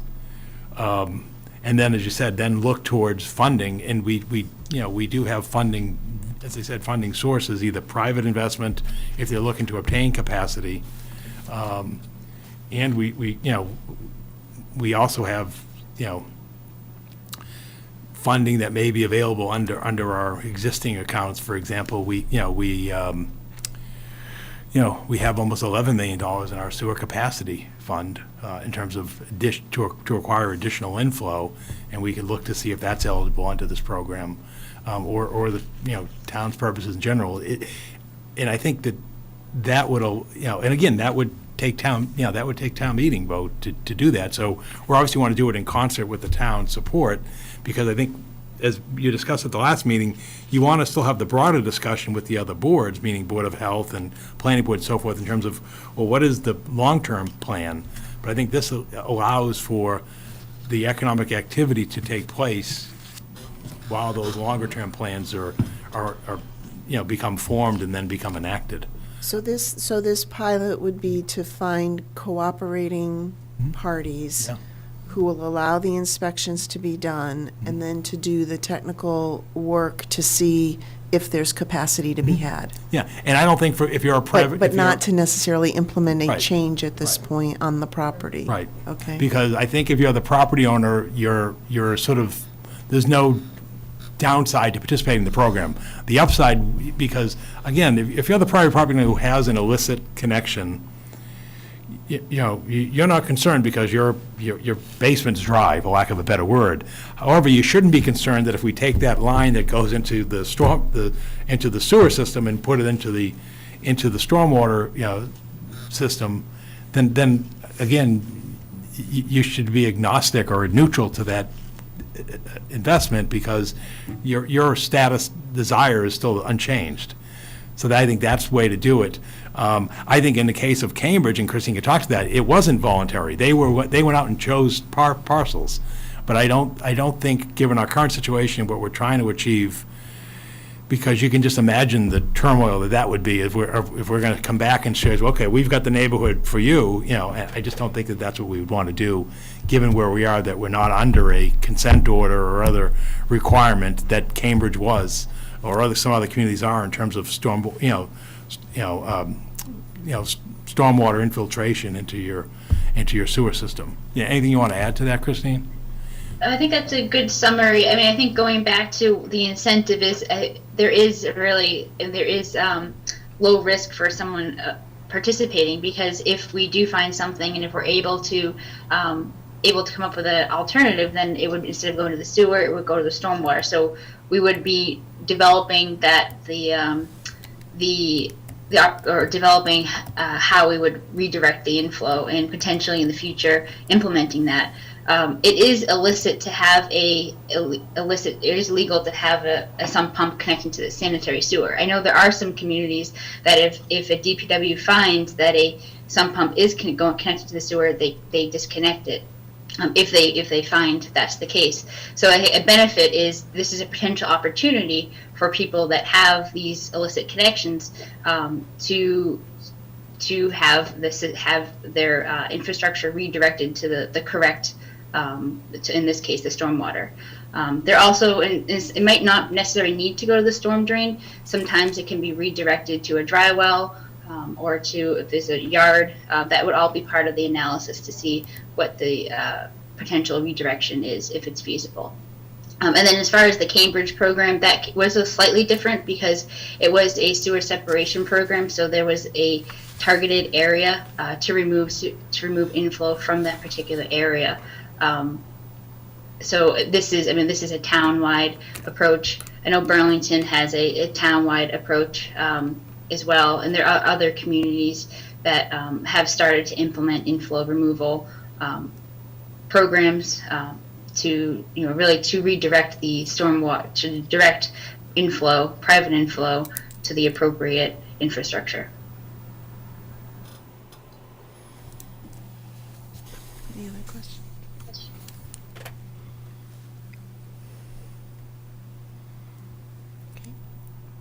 So I guess the question is to move forward, we would need a funding source. There's two thoughts that come to mind. One would be ARPA monies. We have $2 million in ARPA monies.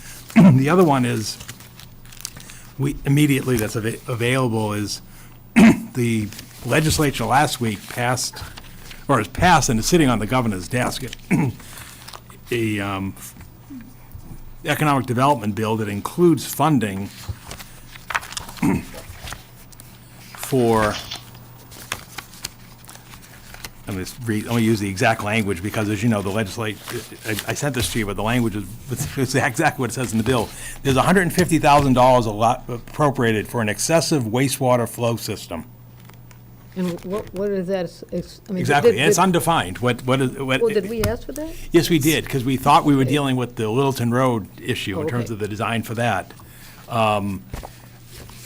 That obviously is out of the equation as of the presentation this evening. So if there's $150,000 for an excessive wastewater flow system, I think somebody could make the case, and we would speak to the state officials, is that this pilot program is addressing excessive wastewater flow. I think the concern I have is until the governor signs it and we can get the paperwork and everything approved for the, with the state agency, I'd be reluctant to sign a contract because, as you know, with most of those programs, you can't be in contract before the funds are made available to the community. So that could be a few weeks or a couple months out, whereas if there's an immediacy to this, the immediate funding source that's available to the community right now is the ARPA funding, which this would be an allowable expenditure under that. My concern with the ARPA funding is we kind of philosophically said we need to just sort of freeze that and see where some of these other projects pan out. And I know we did the facilities director. I'm just concerned about pecking away at that when we said we were going to freeze it. So is there a downside to seeing No, a few weeks to see how the bill plays out? And I expect the governor's, well, he has to. He has 10 days, and I think he probably has about 4 days left. He's probably by the end of this week, the governor has to sign the economic development bill. I don't believe he's going to send it back. It looks like he'll sign it. Once that occurs, then I will act to see how quickly what the requirements are for us to utilize these funds. The problem is you're now going into a transition period with state government, so I don't know. I'll do the best that I can in that constraint in terms of, can I get somebody to identify which agency will hold these monies and sign it? Very similar to we'll know who's elected after that, too. Exactly, Right? yeah. So anyway, Does anybody have a different thought? But I guess the question is that, would the board be supportive of that, using those state monies? Go ahead. I'm supportive of the inspections. I mean, as far as, fixing something on private property that shouldn't be that way to begin with, I'm really ambivalent about that. And I guess, maybe if the homeowner were to contribute part of it, maybe match some funds. But I mean, I would not be in favor of going in and fixing something they've been doing illegally at the town's expense. Well, but if it's the development, no, let's say somebody wants to do an expansion and they don't and they don't have the sewer capacity under our sewer regulations, would you object to them funding that private property? Because that's really what. That sounds like a sewer bank. Well, no, it's a mechanism of doing two things. There's understand. a mechanism of relieving inflow, but Right. allowing for economic development. Well, I mean, I'll say the same thing. I don't think it's the same as a sewer bank, because you're not changing a property deed or anything like that. You're making an improvement that frees up capacity. Is it illegal to put the sump pumps into the Yes, sewer? yes, here? it is. It is. But the problem is if we come out with a program saying, well, we're only going to do inspections, but we Then have no nobody will means of volunteer. implementing it, then nobody's going to let you in. Right, Why would exactly. they? So we've sort of thought of this as sort of a, hey, here's a unique opportunity where you're going to be held harmless for the illicit activity, but. I mean, you it's know, not only amnesty, it's amnesty plus we're fixing it for you. I don't know how else you're going to get it, though. Oh, how's you going to Right. get it, though? Because we have no sewer capacity, there's an opportunity for them to undo their illicit actions and make out from it. Exactly. Mhm. And make out from it, yeah. So they did something illegal and now they're gonna benefit from it. I mean, that to me is, None of that tastes right, but unfortunately, I don't know what the solution is, because unless you have a tip hotline where you're going to rat out your neighbors, I don't know how you expect to find out who's doing it. That'll be good.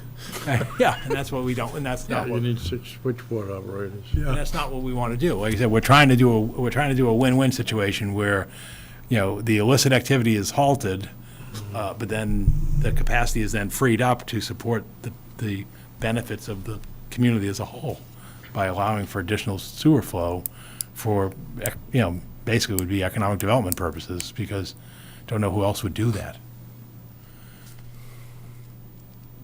Paul Haverty, did you have any other thoughts with this? No? I mean, from a resident standpoint, they could take the other side of that. They bought a house, developer got town permission, got it approved, and now they got a leak in their basement, and the town approved this thing, and now they got to deal with water in their basement, so, they got kind of sold a bill of goods. That's their way.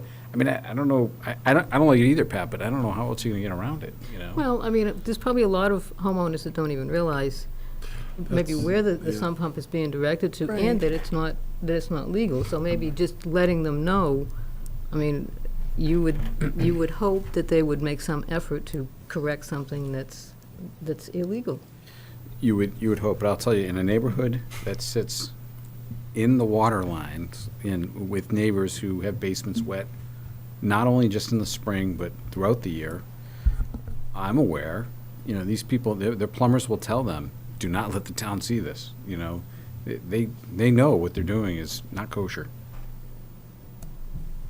And they're not gonna let someone in if there's any fear that there's gonna be, money out of their pocket, or I know it's just a discussion. I'm not trying to make it okay. I just think that we sort of have to choke down the medicine, swallow it, and agree to move on past it, because I don't know what other solution we have. All right, well, we can leave it here, and I'll come back when I have more information, i.e. when the governor signs it, and then, but anyway, as you can tell, we're continuing to churn alternatives, and that's sort of the next agenda item that I'd asked for you to consider in the wake of the discussion at your last meeting, and that has to do with, I'm not using the word sewer bank, I'm calling it a Sewer capacity transfer. Sewer bank by any other.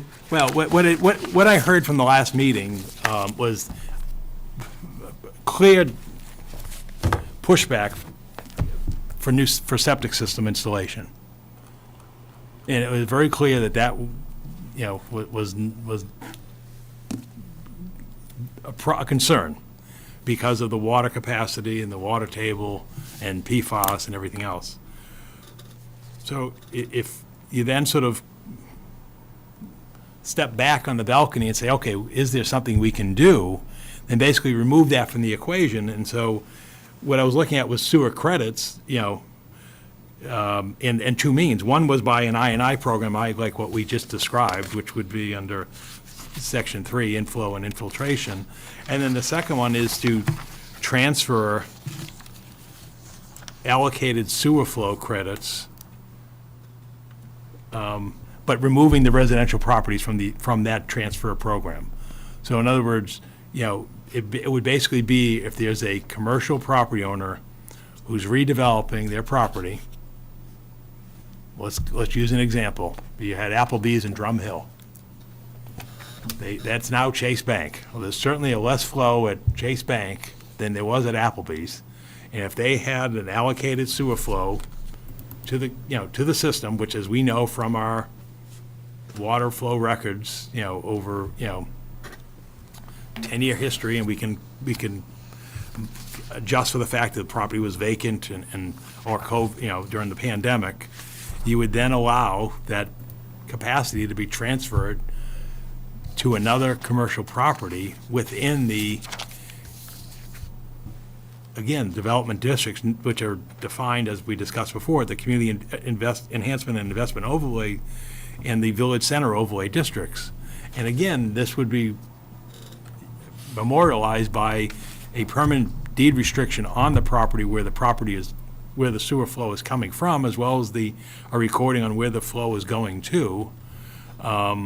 So basically, you're not severing, we're not talking about physical disconnects and septic systems installation. We're just saying that if there's an example like that, or an office building on 129 that's going towards a less intense use and they have capacity, would they then be allowed to transfer that capacity for economic development purposes within the those zoning districts? And obviously, the oversight and enforcement would be through the public works, much like they're going to monitor and overflow the existing flow and capacities that we have right now. So that's the question I'd ask the board, because I can tell you this, there are 2 active commercial property owners in the community who are seeking a determination in the next couple of months as to the viability of their development. One has to do with a distant source, one has to do with a closer proximity amongst property that they own. But right now, our policy doesn't allow, even for a person who owns multiple properties, to transfer within the multiple properties. So that's what's being sought is again, there's a constraint. And the question is should the town adopt a policy that would allow a transfer amongst commercial property owners, so again, it doesn't have a net adverse impact on our current state?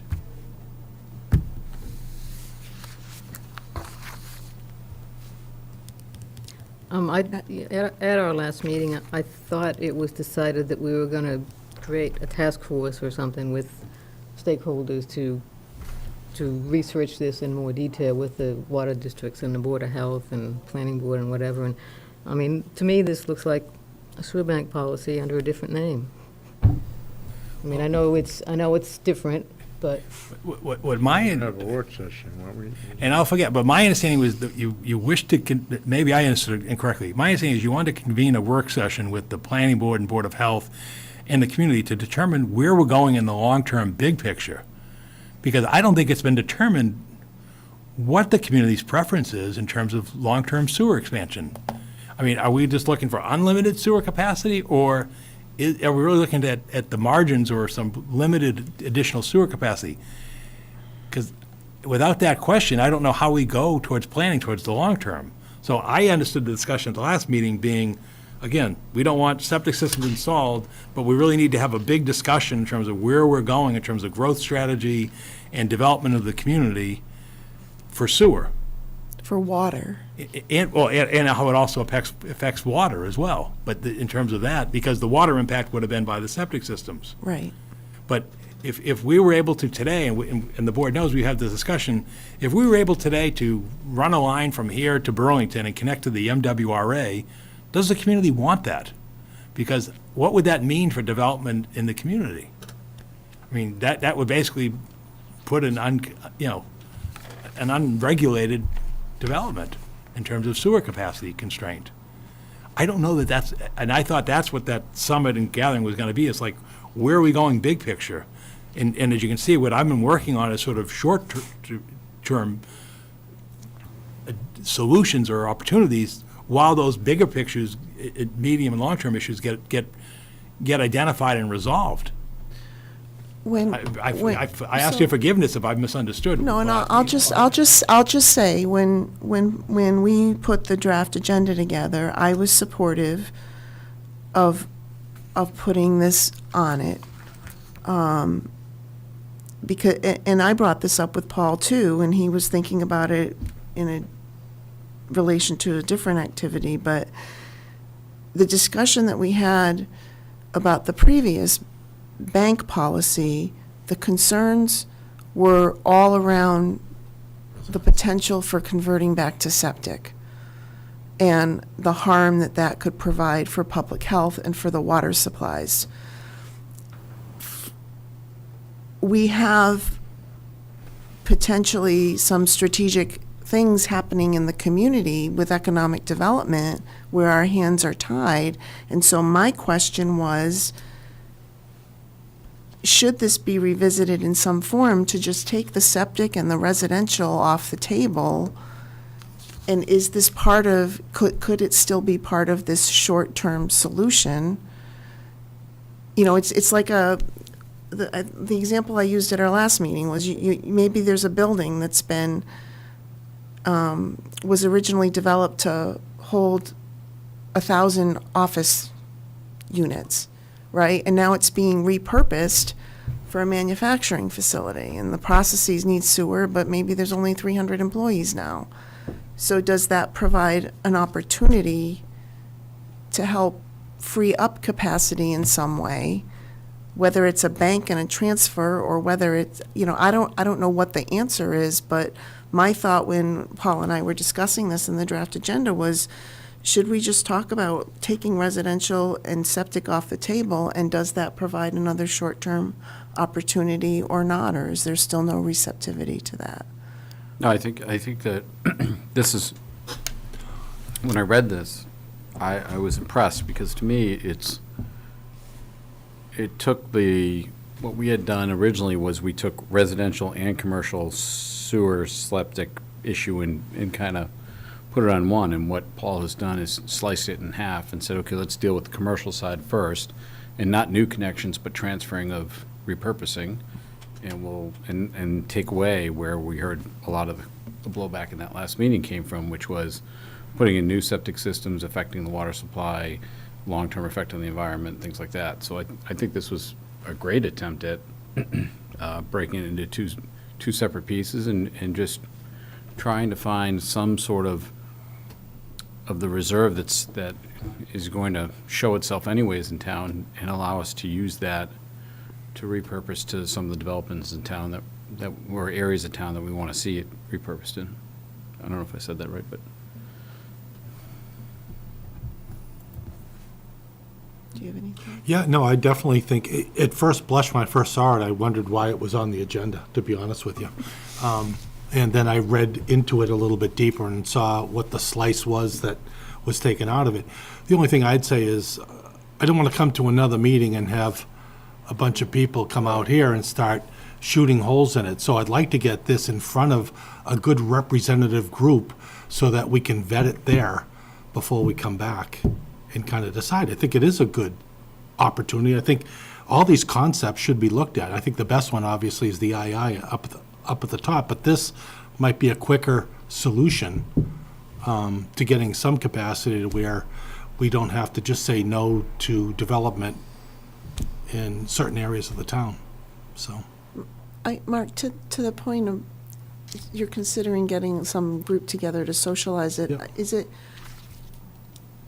Would it be an acceptable step or easier if Paul were to send this to like different stakeholders and say, just individually give me your comments to the Board of Health, to the Water Department, have Evan put it on a planning board agenda for discussion? Yeah, we could do that, get the comments, and then maybe. Get the comments, and Yeah. I'm just wondering if that would be It could easier be. to kind of just, I don't know, do you have a preference, Paul, if we were to proceed to get feedback?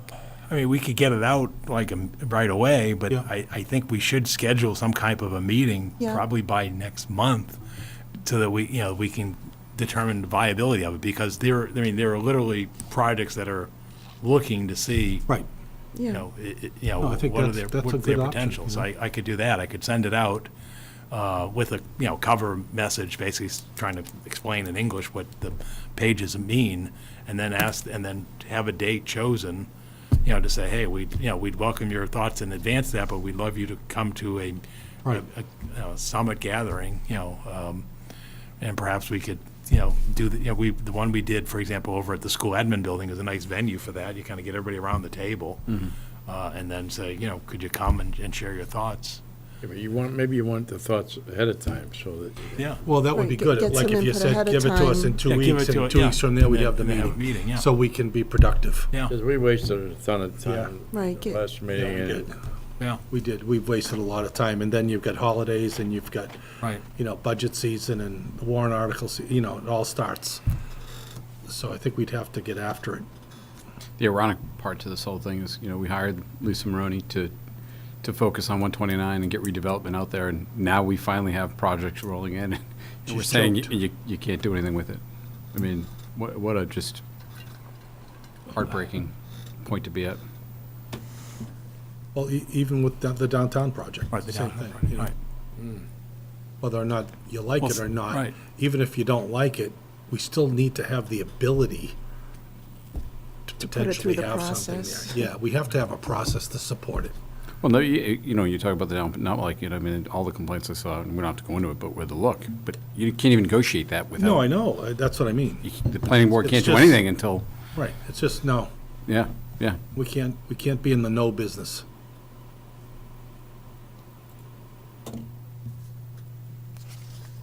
So, where do we go from here? So basically, should I I think you should, it sounds like, try to collect some individual inputs. Yep. And then see if we can schedule something. Well, yeah, the stakeholders, I mean, to me, off the top were pretty obvious, the ones that were here, the Board of Health and the water And districts. the planning board, they And- are. Yeah, and the planning board, The obviously. finance yeah. committee participated in a meeting. I don't know if they would care to weigh in or not.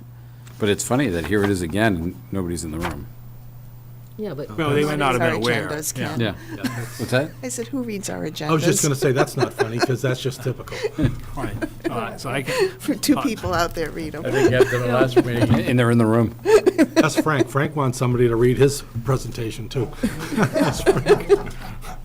I'm sorry, Pat, go ahead. I mean, I'm looking at our minutes that we were going to approve a little bit later, and the last part of that discussion at our last meeting, Chair Timmons, a further working discussion of water and sewer solutions will include the participation of the three water departments, Planning Board, Board of Health, and Weston and Sampson. So we go. mention that, too.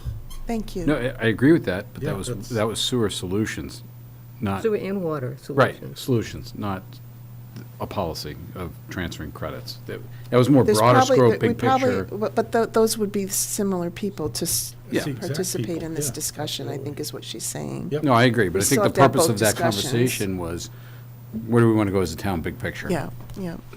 I agree with what Paul's saying. That was my understanding of it, too, was where are we going long-term, midterm, So, Yeah. so I guess my last question is, I've got the list, Planning Board, Water Districts, Board of Health, and Consulting Engineer. Yeah. And I could send it out tomorrow and then ask for comments by December 1st for a meeting to be held when in December. So I guess my question is when do you think would be an appropriate time in December to have this summit? Time for the handy-dandy Maybe you notebook. can take out your calendar, because why I mention that is December's going to be busy for us. You've got not only the holidays, but your Mondays are The booked. tri-board. Yeah, your tri-board, or we got a tri-board budgetary meeting on the 12th. Basically, how it works is you're scheduled to meet on the 5th and the 19th, and then the Monday in between, which is the 12th, is the tri-board budgetary meeting. So I guess the question is what part of the first part of December, i.e. you don't want The to, first, do you want to have a meeting Thursday night, the first. Thursday night the 1st?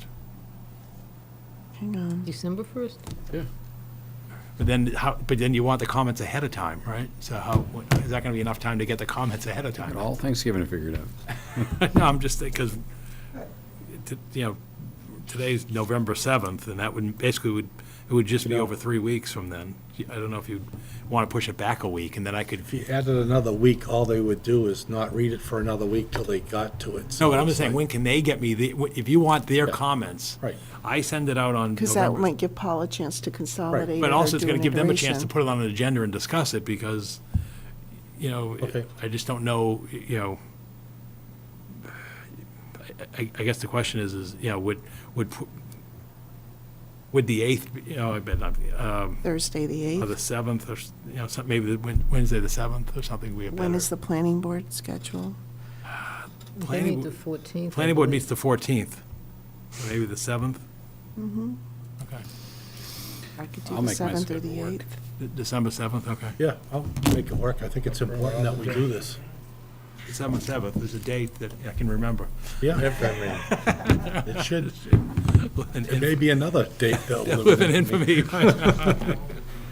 Okay, all right, thank you. I will do that. And, Thank you, Paul. But also, again, the scope of that discussion would be this policy, but also the broader issues you said for, okay. Sorry, I lost the signal here.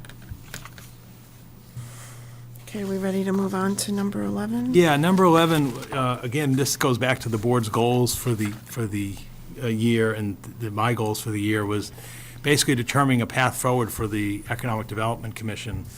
And I sent out an invitation to the Economic Development Commission, and then from that invitation, there was a meeting held last Thursday evening, the 2nd, of which Sam Chase is here, who was at that meeting, and so he can help me. But what I provided you with the draft minutes of the meeting to give you the context of the discussion. And basically, was the whole purpose of this discussion was to examine the Economic Development Commission's role going forward. And I guess this give you background. The Economic Development Commission, and I'm sort of just walking through the minutes, was active and visible in the wake of the 2012 master plan in terms of, you know, branding the 129 corridor, and that eventually led to the hiring of the Economic Development Director, Lisa Maroney.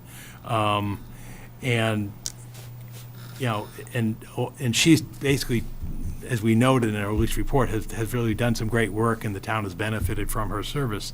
So then the question became, well, the Economic Development Commission hasn't met since May of 2021.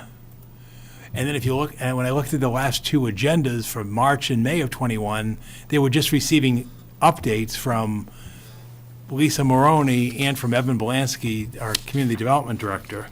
And so the question became is, well, should the Economic Development Commission continue in a reduced capacity, or given that, or do we basically go to them and form a committee on an ad hoc basis if when the need, particular circumstance arises? Because as I noted in my discussion at the meeting, for the last year and a half, the EDC hasn't been engaged in what were some considerable discussions before the community, most recently a town meeting regarding definitions of commercial warehouse and distribution centers and so forth. And, you know, even the River Neck Road discussion hasn't involved the EDC in terms of their input and so forth. And so if it's a question of, you know, and then members have dropped off the commission, and so the question became is, do we keep the commission and have them meet in the reduced capacity, or do we just basically say, at this point, since we have a full-time economic development director, you know, when a unique, and our vacancy is a lot less, and, you know, is it something that we should just do in terms of a ad hoc committee on targeted issues? And so I think at the end of that discussion that evening, the sense was that I would report on the discussion this evening. Sam is here, who a member of the committee, is also a resource. But I think at this point, you know, the worst thing to have for a committee is to not have a purpose for the committee, because then what that does is then people don't attend, and then and right now we have Lisa reporting not only to the select board, but we have her reporting to the Vinyl Square Committee and which meets on a monthly basis, as well as the Center Village Committee. And like I said, it just seems that my sense is that, I don't see the agenda for them to remain in existence at this point in time. Now, that could change as circumstances have changed, but right now, those are, I think, the two options that are before us, is have a committee that's going to meet quarterly, but yet I don't have any agenda items for them, or just dissolve the committee and then form a ad hoc committee, for targeted issues. I like number 2. Me too. Me too. Okay. It seemed to be that's where the committee and you landed, too. Yeah, but I think that okay. it makes sense. Okay. All right, thank good you. with that, George? Okay. Okay. And we Okay. should just thank the committee Yeah, I for will. the I'll past send work them that they thank you. did. I will, yeah, okay, So- thank you. Go ahead, Sam. Sam Chase, Economic Development Commission. Just like to say one thing. First of all, thank you, okay? And secondly, this may be a historical first. Have we ever had a committee in the town who has recommended its own dissolution? Good leadership, thanks, Sam. Thank you. We need more like them. Okay, Paul, now we're on Charles Way. Yeah, Town Council Paul Haverty's here. This is the next process as part of the Charles Way acceptance and rehabilitation at this point, and it also ties in with the planning board. So Paul has drafted an order of taking. I'll turn the discussion over to Paul at this point. Thank you, yes. So you have a copy that it includes a motion that the board would be taking, and then it's just a notification to the property owners of how the board voted, that there's an order of taking, and that there will be no damages awarded. It's pretty simple and straightforward. So this is the final step in the process of making Charles Way a public way. Any discussion? I'll make a motion. I'll second it, and have once you do. I move that the board adopt an order of taking on an easement over Charles Way as shown on a street acceptance plan of Charles Way located in the town of Chelmsford, prepared by Farnsworth Engineering Associates dated October 5th, 2022, for the purpose of establishing it as a public way. Second. Any further discussion? All those in favor? Aye. Do we ever have ribbon cuttings for public ways? This one's been a long time. We might do something out there. Another first. It might be fireworks. Maybe an Celebration. asphalt cutting. Yeah. Okay, Paul? Okay, bid awards. I just have one bid award this evening. It's for the Varney Park Playground Equipment Installation. Bids were open on October 19th, and there were two bidders, and two bidders submitted the price of $98,000. Fortunately, and rather than flipping a coin, in determining the qualifications for the bidders, one of the bidders did not meet the specification requirement for being a certified landscape structure playground installer. Therefore, we're recommending the contract be awarded to the bidder that was certified, that's NELM Corporation. So I'd seek the board's confirmation of the bid award for the Varney Playground Equipment Installation and the bid price of $98,000 to NELM Corporation. Have we ever had them work for us before? No, we have not. Did we have a published budget of 98,000? Yeah, it does fall within the budget there, in terms of the overall project, between the purchase and the installation, yes. I'll make a motion to award the Varney Playground Equipment Installation bid to NELM Corporation in the amount of $98,000. Second. Any further discussion? All those in favor? Aye. Aye, 5-0. Brief report this evening, because I know we've got more in executive session following. As I mentioned earlier, we do have our sewer flows from October. As I mentioned, it was the first month since February where rainfall was above normal. And you can see that the flow of, on this next slide, which is the one I keep a current running slide, of 66.32 million gallons of flow you can see it's up over August and September. It actually was close to the level of 2 years ago in 2021, where it was 67.25. So again, it was the rebound that we anticipated, given that we got rainfall in October. And again, we'll just keep a tab on this going forward to see if there's anything beyond trends. But again, we just have these unusual weather patterns in terms of dry, that's making this analysis, difficult to draw conclusions from. But so anyway, the good news is we're certainly within our flow limits at this point in time. The next item I have is road salt price increase. Not good news here. The road, we purchased road salt with a consortium with other municipalities in the region, in the Merrimack Valley region. The bid price for this year is $72.10 per ton. That's a 20% increase from last year when it was $60.08 a ton. You go back 2 years, we were paying $45.90 per ton. So basically, it's gone up 57% in 2 years. What happens with road salt is that's really what we end up expending is going to depend on the weather conditions. So right now, our budget is $470,000.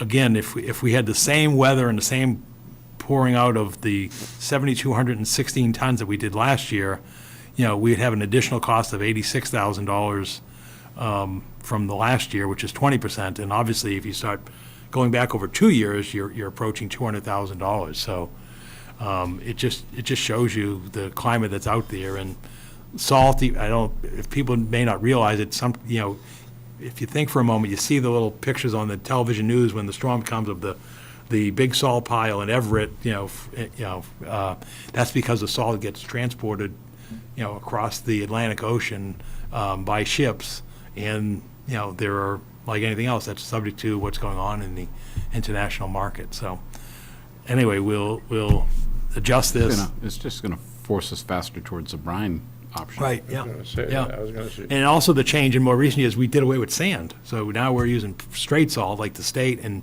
everyone else is because of the environmental concerns, and we'll keep moving towards brine. But again, it just shows you the commodity increases. On a bit of good news, the board's aware of, but now that the administration has announced it, we can formally announce what we've known for the last 3 weeks, is that the town has been awarded a $250,000 housing choice grant from the Department of Housing and Community Development, and that it's targeted for the Vinyl Square transportation improvements. So again, we'll execute a grant contract with the state and move forward with that project. And I know the committee is thrilled, and again, hopefully it'll lead to good solutions. Why is that from the Housing Choice Grant Program? Because, remember, the state has consolidated grant opportunities, and under the Housing Choice Program, one of the allowed uses is for transportation network issues, and therefore, okay. we put that in and notified the board at the time that we were putting in for the Vinyl Square project, because we didn't have sufficient funding for that 25% design that the state's requiring for their roadway. The next item I have is sort of a announcement that Lisa couldn't say at the last meeting because we hadn't seen it published, but I do have the market report that publishes it, and that's a lease in the community by the Government Services Administration in Chelmsford of 80,000 square feet of office space. And it's that first line there, GSA 80,000 for relocation of office space in Chelmsford. That's a chunk. That's a good chunk, yeah. It's I don't know that we're supposed to say the specific location, but publicly, because we hasn't been formally announced by the federal government, but it is an office space use that, again, will fill more space on the 129 corridor. And when will that happen? It's a lot of sewer usage. That will, I'm just telling you. I think that'll happen in the next few months as they do Government's still mostly outfitting remote. and So much for that occupancy. house. But I don't have a date, I don't have an exact date for when the move-in will be, or when it'll be announced, but that's good news. Maybe in true form, the government will lease it and then make everybody work remote. That'd be great. And that's what the IRS is doing. And then the last bit of good news, and I mentioned it earlier in the discussion on the sewers, last week, the legislature enacted and put on the governor's desk an economic development bill, which was the work $3.7 billion. It was the work that they didn't complete at the end of the session in July. And so the parts having to do with tax reform and other things, that bonding that required roll call votes got pushed out, but they left all the earmarks in. And so they spent ARPA money and some of the state surplus. So the good news is from Chelmsford, I know there was a story in the Lowell Sun that talked about the region, but the good news is from Chelmsford, we're pleased to report that we have $150,000 for the improvement of the playing field and playground equipment at Varney Playground, $150,000 for excess wastewater flow system, $250,000 for the operation of a PFAS remediation system, which basically will fund a year of us over on Richardson Road, and then $200,000 to support the operations of the Chelmsford Center for the Arts, the CCA. So that gives them more runway, to get themselves established. So again, so I think it's good news, and I want to recognize Virginia helped me in these efforts, and we involved the board in terms of working with our legislative delegation, the House and the Senate, to get this funding for Chelmsford. And I think we fared well. Yeah, and I wanted to just say, like, when this came up, it was a really quick turn, and I appreciate Paul and the engagement with, it was mostly with Representative Arciero and Senator Barrett. And if you did see that article in the Lowell Sun, we actually fared very well. Yeah. In terms of the total dollars on this one, so. Yeah, I think And that was the $200,000 for the Center for the Arts, I think that was just a great ad that you got through the senator's office as well. It's the fastest I've ever seen ideas thrown together, put together for the town, and it's amazing that we were that successful. Now we have to get on our objective to be more Right. proactive and earlier in the loop. Yeah, and that's sort of timely, that given the election tomorrow, we Yeah. may know this time tomorrow night, or shortly thereafter, what our delegation is going to be going forward. And then their session, as noted by Mary Donovan earlier this evening, they're going to start in January. So we may want to, I know your December is getting busy, but we may want to meet with them perhaps in December or early January because what happens is as Mary noted, all the bills get filed and everything else. And as you said, you want to start discussing the process because they do have some leftover business from the fall that they need to discuss, as well as you said, starting committees and then starting the budgetary and earmark process, going forward. So, but again, I just remind the board that probably December or January, we should sit down with that delegation and get moving on that. So that's all I have under my report this evening. Thank you. Okay, Well, I do have appointments. For the Cultural Council, Roberta Witz for an unexpired 3-year term ending June 30th, 2024. And for the Public Records Advisory Committee, Harrison Mayotte, unexpired 1-year term expiring June 30th, 2023. Go ahead. I will make a motion to approve Roberta Witz to the Cultural Council for an unexpired 3-year term ending on June 30th, 2024. Second. Any further discussion? All those in favor? Aye. Aye. And I'll make a motion to appoint Harrison Mayotte to the Public Records Advisory Committee to an unexpired 1-year term ending on June 30th, 2023. Second. Any further discussion? All those in favor? Aye. Aye, both are 5-0. Next up, we have meeting minutes. For October 3rd, are there any amendments before we take a motion? Okay, I'll make a motion to approve the Select Board meeting minutes from the October 3rd, 2022 regular meeting. Second. all those in favor? Aye. Aye, 5-0. October 11th. I have one amendment because I had a comment and half of it got incorporated in the paragraph that I have up there under public input, the Sam Chase 5 River Meadow Road. It says that he sent a 4-page email, and then in the third line, and asked that it be included in the public record of this meeting and asked that it be read into the record of the meeting. So I had said and asked that it be included into the public record of the meeting, and am recommending deleting and ask that it be read into the record of the meeting, because that was not the request. He asked that it be included, and then he said, I have a summary statement I'm going to read that wasn't the whole 4 pages. So I'd just like to delete that phrase about reading it in. Okay? All right, if we're making amendments on just a very minor one on page 5, under the recommendations for the fall town meeting warrant articles, the second paragraph, it refers to town manger Cohen instead of manager. Okay. I usually catch that, because it's usually at least It one didn't of say those. mangy.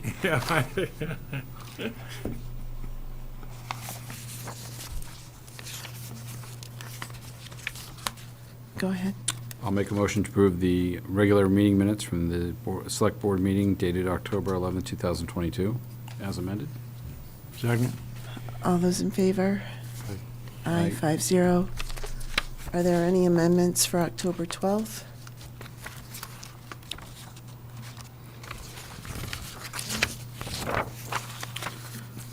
I'll make a motion to approve the special meeting minutes from the October 12, 2022 Select Board meeting. Second? All those in favor? Aye. Aye, 5-0. Any amendments to October 13th?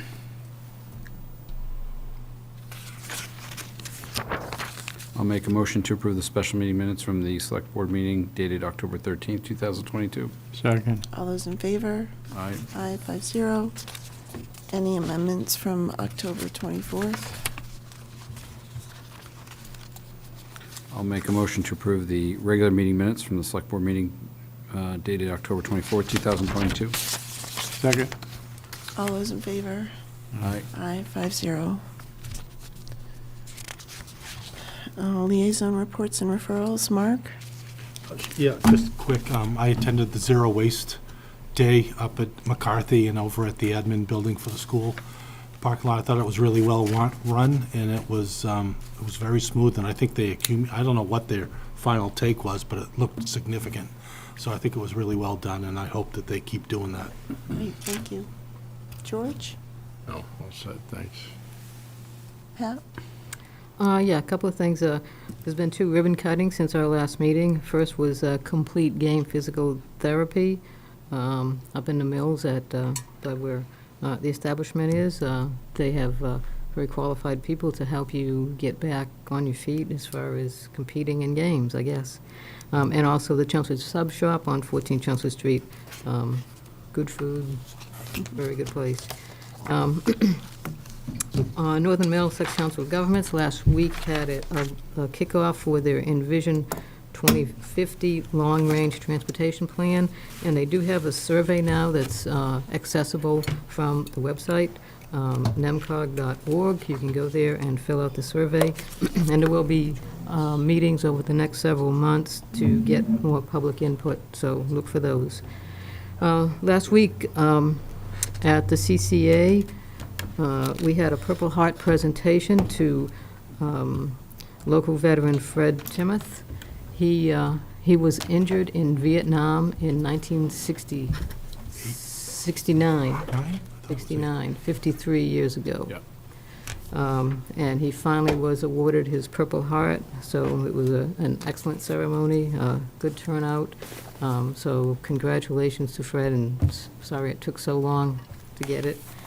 And then finally, Don Ayer, who was one of our, as we mentioned earlier today, one of our school committee members for Neshoba Tech, passed away a week or so ago.